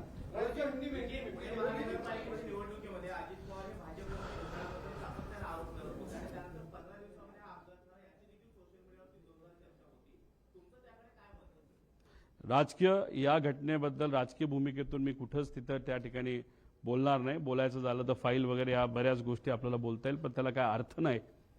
कारण सरकारमध्ये असणारे सर्व नेते जे आज सत्तेत आहेत त्यांची सुद्धा नक्कीच इच्छा असावी ही घटना घडली कशी आणि उद्या घडू नये याच्यासाठी सुद्धा त्यांनी काय करावं या बाबतीत लक्षात इथं घ्यावी. अभी हिंदी में अभी एक बहुत बड़े प्रेजेंटेशन के माध्यम से लोगों के सामने अजीत दादा पवार उनका जो एयरपोर्ट विमान का जो एक्सीडेंट हुआ था वो कैसे हुआ, कितने टाइम में हुआ, उसके कुछ टेक्निकल डिटेल्स वहां पे हमने दिए थे। अभी बहुत ज्यादा डिटेल में अभी बात नहीं कर पाऊंगा, लेकिन इसमें 3 विषय है। एक तो जो VSR नाम की कंपनी है, वो जिस तरीके से ऑपरेट करती है उसमें बहुत सारे इश्यूज है, बहुत सारे शॉर्टकट्स ये कंपनी वहां पे इस्तेमाल करती है, मेंटेनेंस में बहुत सारे इश्यूज है। तो हमें ये विषय में इन्वेस्टिगेशन करते वक्त VSR इस कंपनी को प्रॉपरली इन्वेस्टिगेट करने की जरूरत है। यूरोपियन जो एविएशन एक एजेंसी है, उन्होंने VSR को बैन किया है। उनका जो भी ऑपरेटिंग लाइसेंस है यूरोप का, वो कैंसिल किया गया है और उस तरीके का नोटिस DGCA को भी दिया है। ये कब के एक्सीडेंट के लिए? 2023 के एक्सीडेंट के लिए। लेकिन अभी तक DGCA ने कोई भी वहां पे एक्शन नहीं ली और VSR के माध्यम से भी अभी तक यूरोपियन एजेंसी को इंफॉर्मेशन दी नहीं गई। और 2023 में जो मुंबई में एक्सीडेंट हुआ था और दादा का जो एक्सीडेंट हुआ था, वो सेम कंपनी के प्लेन थे। और जैसे कि बम्बार्डियर, लेयरजेट, शायद थोड़ा सा साइज में फर्क हो सकता है, लेकिन ऑपरेटर कौन था? तो वो VSR ही वो ऑपरेटर था। अभी मुंबई में जो एक्सीडेंट वहां पे हुआ, उसकी इंफॉर्मेशन और उसका इन्वेस्टिगेशन 2 साल तक अभी तक पूरा नहीं हुआ। अभी हमारी सरकार को विनती है कि वो इन्वेस्टिगेशन इमीडिएटली वहां पे बाहर आना इंपॉर्टेंट है। अजीत दादा का इन्वेस्टिगेशन भी जल्दी से जल्दी होना बहुत इंपॉर्टेंट है। 2023 का इन्वेस्टिगेशन अगर बहुत जल्दी होता था, उसमें से अगर त्रुटि या जो फ्लॉज है वो बाहर आते, तो शायद अजीत दादा का ये एक्सीडेंट नहीं होता था। वहां पे जो नेग्लिजेंस हुआ, इन्वेस्टिगेशन में जो नेग्लिजेंस हुआ, इसके कारण भी ये एक्सीडेंट हो सकता है। दूसरी बात, कपूर नाम के जो पायलट थे, जो मेन पायलट थे, उनके एक्सपीरियंस के बारे में, वो भी लेयर जेट एक्सपीरियंस के बारे में, उनका अगर अनुभव आप देखो, वहां पे अगर जो अल्कोहलिज्म का अनुभव है, उसके लिए बहुत सारे प्रूफ है। 3 साल उनका लाइसेंस, फ्लाइंग लाइसेंस वहां पे कैंसिल हुआ था। उनके बारे में बहुत सारी इंफॉर्मेशन, और जो VSR कंपनी का जो इंटरनल एक इंपॉर्टेंट ग्रुप है व्हाट्सएप का, उसमें से बहुत सारी ऐसी इंफॉर्मेशन मैंने आपके सामने लाई, जहां पे VK सिंह जो खुद मालिक है, वहां पे वहां कपूर जी को, या जो कपूर है या जो और बाकी पायलट्स है, वो कैसे दारू पीते हैं, कैसे मस्ती करते हैं, उसके बारे में कुछ इंफॉर्मेशन आप सबको वहां पे दी थी। दूसरी बात, जो PIB पे इंफॉर्मेशन आप सबको प्रेस ब्यूरो पे, इंडिया ब्यूरो पे जो इंफॉर्मेशन वहां पे आई है, वो इंफॉर्मेशन DGCA ने वहां पे दी है। लेकिन अगर ATC का ट्रांसक्रिप्ट आप देखो, तो टाइमिंग में बहुत बड़ा फर्क वहां पे दिख रहा है। इसलिए इन्वेस्टिगेशन जो हो रहा है, उसमें प्रॉपर इन्वेस्टिगेशन नहीं हो रहा, ऐसे हम सबका कहना है। बारामती में सामने और पीछे एक ही जो लैंडिंग स्ट्रिप है, एक साइड को जो ऊंची है उसको 11 नंबर कहा जाता है, और जो फ्लैट है उसको 29 नंबर कहा जाता है। शुरुआत में ये जो विमान है, जो अजीत दादा को लेके वहां पे जा रहा था, उन्होंने 29 नंबर का साइड वहां पे ATC से परमिशन मांगी थी। वहां पे आगे सन भी नहीं था और फ्लैट लैंड था, वो लैंड हो सकते थे, लेकिन अचानक से उन्होंने 11 का लैंडिंग वहां पे मांगा, फिर उन्होंने टर्न अराउंड लिया, वापस 29 का मांगा, वापस कैंसिल किया, वापस 11 का वहां पे मांगा। वहां पे अनफॉर्चुनेटली थोड़ा सा हायर सेक्शन होने के कारण वहां पे एक्सीडेंट हुआ था। दूसरी बात, जो अगर ट्रांसक्रिप्ट आप देखो जो ATS का है, उसमें टाइमिंग और उसमें जो भी वहां पे बताया गया है, उसका अगर कैलकुलेशन अगर आप करो, और जो सैटेलाइट से ये प्लेन कनेक्ट होता है, उसका ट्रांसपॉन्डर 1 मिनट पहले बंद किया गया था, तो 1 मिनट पहले तक प्लेन की हाइट, स्पीड, लेंथ और उसका alignment to the landing strip was okay. But 1 minute में ऐसा क्या हो गया कि ट्रांसपॉन्डर बंद किया गया, और उस 1 मिनट में ये प्लेन शायद बहुत नीचे आया था और वो घटना वहां पे घटी। वो स्टॉल क्यों हुआ, उसके बहुत सारे अलग अलग कारण है, लेकिन उसमें से एक कारण ये मैन्युअल इंटरवेंशन, वो भी वहां पे हो सकता है। इस सबको देखने के बाद, वो जो भी ट्रांसक्रिप्ट पढ़ने के बाद, सुनने के बाद, हम सबको ऐसे थोड़ा सा लगता है कि ये जो पायलट है, उनको अल्कोहलिज्म का थोड़ा सा गलत अनुभव उनका था, इंफॉर्मेशन उसके बारे में बहुत सारी है, और उसी के साथ जो ट्रांसक्रिप्ट में पाठक मैम जो है, जो वैमानिक को पायलट है, उनका आवाज आ रहा है, लेकिन कॉकपिट में और किसी का आवाज वहां पे PTT के माध्यम से वहां पे सुनाई नहीं दे रहा। तो उसमें वो पायलट क्यों नहीं बात कर रहा? और एंड का अगर संभाषण अगर आप देखो या कॉन्वर्सेशन आप देखो तो पाठक मैम वहां पे ओ शिट मतलब जनरली मेरे मेरे बोला जाता है ओ शिट, क्योंकि जब आपको डेथ आपके सामने दिखती है तब आपका दिमाग नहीं चलता, आपके मन में जो है वो बाहर आता है। ऐसे वो कॉमन मैन की तरह वो जो पाठक मैम है उनके माध्यम से वो आवाज तो निकला, लेकिन हमारे मेन पायलट जो थे उनके माध्यम से एक भी आवाज वहां पे नहीं आई। ऐसे बहुत सारे प्रश्न इस प्रेजेंटेशन के माध्यम से 1 घंटा प्रेजेंटेशन चला। आप सबको ये प्रेजेंटेशन इंग्लिश में वहां पे और हिंदी में भी, मराठी तो है ही लेकिन इंग्लिश और हिंदी में भी आपको दिया जाएगा, वो आप देख सकते हो, उसको पढ़ सकते हो। देखो ये जो रिसर्च हमने किया, लिमिटेड रिसोर्सेस के साथ हमने ये इन्वेस्टिगेशन किया। हम पावर में नहीं है, लेकिन कॉन्टैक्ट योग्य पद्धति का इस्तेमाल करते हुए राइट कॉन्टैक्ट के माध्यम से जो जी इंफॉर्मेशन हमारे पास आई, क्योंकि लाडले काका थे, वो मेरे रिलेटिव थे, हमारे नेता थे और इस राज्य का बहुत बड़ा नेता इस एक्सीडेंट में वहां पे गुजर गया है। इसीलिए हम सबकी डिमांड है इन्वेस्टिगेशन प्रॉपर होना चाहिए। सीआईडी के माध्यम से इन्वेस्टिगेशन चलना है तो चलने दो, लेकिन it is not the right authority to do the investigation. Investigation करना है तो यूरोपियन, यूएस बेस्ड या फ्रांस या यूके बेस्ड ऐसे एजेंसी को वहां पे लाने की वहां पे जरूरत है। डिटेल इन्वेस्टिगेशन होने की वहां पे जरूरत है। और हम सबको ऐसे लगता है it was not an accident but it was planned accident, ऐसे हम सबको लगता है।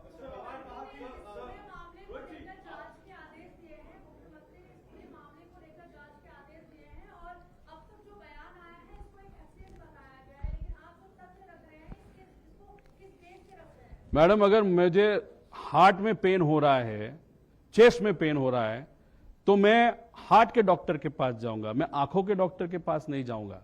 महाराष्ट्र सरकार ने जो इन्वेस्टिगेशन एजेंसी वहां पे दी है वो सीआईडी दी है। सीआईडी को प्लेन के बारे में क्या मालूम है? सीआईडी को प्लेन के टेक्निकल डेटा के बारे में क्या मालूम है? अगर दिल्ली में कुछ विषय है, उसका ऑफिस दिल्ली में वीएसआर का, तो दिल्ली में सीआईडी जा सकती है क्या? तो हम सबका कहना है कि सिर्फ सीआईडी देने के लिए मत दो, टेक्निकल प्रॉपर इन्वेस्टिगेशन एजेंसी होने की जरूरत है। आप डीजीसीए के माध्यम से इन्वेस्टिगेशन करो, लेकिन हम सबकी मांगनी है फ्रांस, यूके या यूएस बेस्ड जिसके नाम मैंने वहां पे दिए थे, उनके माध्यम से भी ये इन्वेस्टिगेशन होना चाहिए।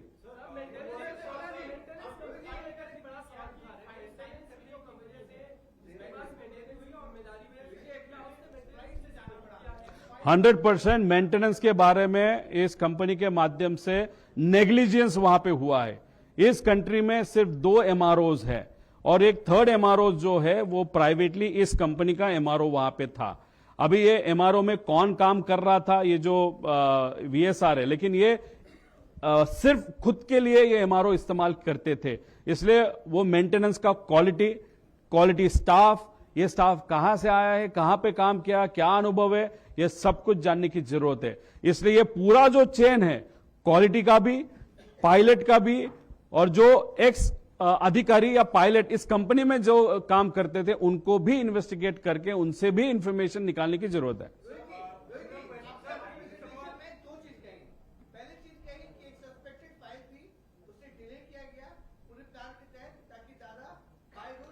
सर मैं आपको कहना चाहता हूं, प्लानिंग ब्लिनिंग वहां पे मैं कुछ बोला नहीं था। मेरा कहना इतना ही है, अगर दादा का प्रेफरेंस अगर आप देखो तो उनका प्रेफरेंस रोड ट्रैवल होता है। 27 तारीख को दोपहर को कैबिनेट का मीटिंग होने के बाद 3-4 घंटा दादा ने खुद के ऑफिस के लिए, पार्टी के लिए, पार्टी के नेताओं के लिए और उनके ऑफिस का या पार्टी के जो पदाधिकारी है या जो ऑफिस का स्टाफ है उनके लिए वहां पे दिया था। अभी अगर 5 तक 5:30 तक जैसे प्लान मीटिंग्स थे, वो मीटिंग्स अगर होती थी तो दादा गाड़ी से पूना तक और पूना दूसरे दिन 28 को सुबह पूना से बारामती तक वहां पे पहुंच सकते थे। डिले किसके कारण हुआ वो इंफॉर्मेशन मैंने आप सबको दी। It is just an information, that is not an allegation, please note.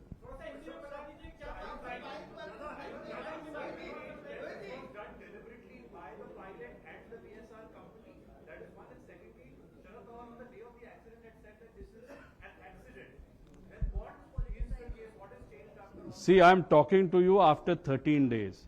Whatever information I have got, I have shown it to you. I have not kept anything secret. I have shown everything to you. When Pawar Saab commented, he commented 6 to 7 hours after the accident. Till then, no information was there with him. The next day, he knew lakhs of people were going to come for the cremation. And if on no data, less data or incomplete data, if a big leader like Pawar Saab says something, and if it is wrong, and if something happens the other day, then in that process, common man would have got hurt. So looking at that, he must have stated that, and after 13 days, after going through all the papers and information what I have got, though I am not in power, but whatever information I have got, I have presented in front of you. I got little better time, but if I have got little more time, I may go in detail and get more information. But I am requesting the state government and the central government that you are in power, you have got all the resources. Please, before the papers get manipulated, you do the investigation. Yes, I am doubting VSR as the company, Arrow as the company, and looking at the history of the pilot. If you look at the interaction on the WhatsApp of the private group of that particular company, if you look at it, definitely looking at the past, you can doubt the pilot himself. The main pilot himself, I am not talking about the co-pilot, I am talking about the main pilot. Rohit ji, आप बोले कि बहुत सारे सवाल इसमें आपने doubt पैदा KIA, क्या मोटिव हो सकते हैं, कौन इसके पीछे हो सकता है, क्या क्यों आपको डाउट हो रहा है ये सब? रोहित जी, आपने कहा कि अगर आज दादा होते तो दादा से मैं पूछ लेता, जब भी मुझे वो संधि मिलेगी बाद में बहुत सालों के बाद, तब मैं वहां पे पूछूंगा। ये बहुत अलग का सवाल है। देखो, अभी ये चीजें मुझे मालूम नहीं, जो मालूम है मैंने दिखाई। इसमें से इन्वेस्टिगेशन अभी होगा और इस इन्वेस्टिगेशन के माध्यम से पता चलेगा क्यों ये किया गया, किस लिए, क्या विषय थे, किसका आर्थिक नुकसान वहां पे हो रहा था। कुछ दादा निर्णय लेने वाले थे, दादा के पास कुछ इंफॉर्मेशन था, या दादा कुछ ऐसा निर्णय लेने वाले थे जिसका नुकसान कोई किसी को होने वाला था। ऐसे बहुत सारे प्रश्न वहां पे निर्माण होते हैं, लेकिन कंक्लूजन आज ही आज लेना है क्या? तो नहीं। अगर आज मैं कंक्लूजन यहां पे दूंगा तो मैं पॉलिटिसाइज इस विषय को कर रहा हूं, मेरे काका का एक्सीडेंट को मैं पॉलिटिसाइज कर रहा हूं, ऐसे मुझे लगता है। इसलिए हमको और इंफॉर्मेशन निकालने की जरूरत है। थैंक यू दादा, बस।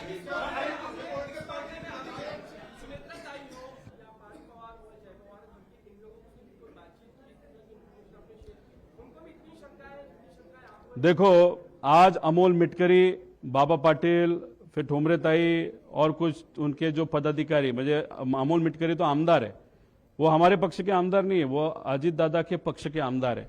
वो खुद मुख्यमंत्री साहब के यहाँ पे गए थे। अभी डेफिनेटली उनके पक्ष में भी चर्चा है, तो उन्होंने पार से पूछा होगा, उन्होंने काकी से पूछा होगा, फिर उन्होंने सीएम के पास वो गए होंगे, तो डेफिनेटली उनके इसमें भी चर्चा चालू है। और दूसरी बात, ये प्रेजेंटेशन मैंने इनको दिखाया कि उनको दिखाया? ये प्रेजेंटेशन मैंने और मेरी टीम ने बनाया, इसलिए मेरे को किसी को दिखाने की जरूरत नहीं। जो मुझे लगा वो यहाँ पे लोगों को वहां पे मैंने दिखाया।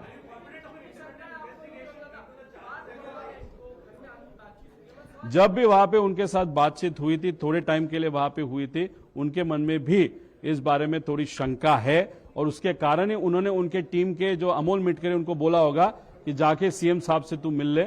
मैं अलग पार्टी का अलग कार्यकर्ता हूं, लेकिन काका तो मेरे भी थे, अंकल मेरे भी थे, इसलिए मुझे तो डाउट है। ये प्रेजेंटेशन के माध्यम से जो आज तक आपके सामने नहीं आया, वो मैं लाने की कोशिश वहां पे किया हूं। See, I am definitely confident that the state government and the central government would appoint an independent agency, that too from the agencies which I have suggested, because the state government and the central government, they also want the actual investigation should happen. And if they really want the actual investigation to happen, they will do it through right authority like DGCA. Plus, as we are requesting them that please take an external agency also. I have that urge. So I am pretty sure the central government and the state government, because they are together in power. He's just my uncle. But for them, he was their partner. So for partners' benefit and to find out who actually did it and what exactly happened, they will definitely agree to my request. That is what I feel.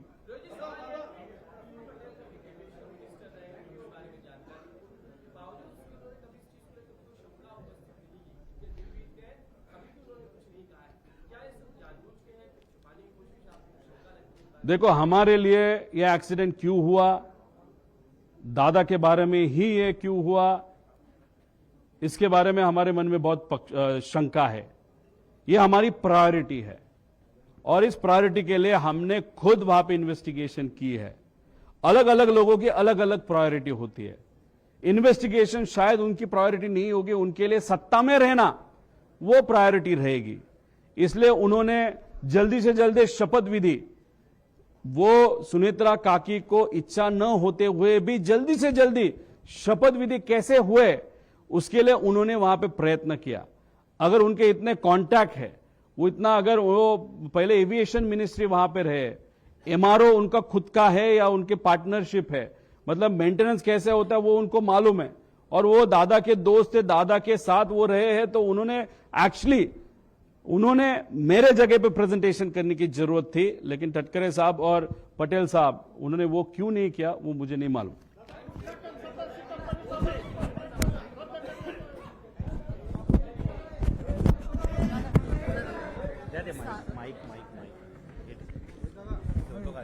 जांच agency का 70% काम तो इससे ही हो गया है.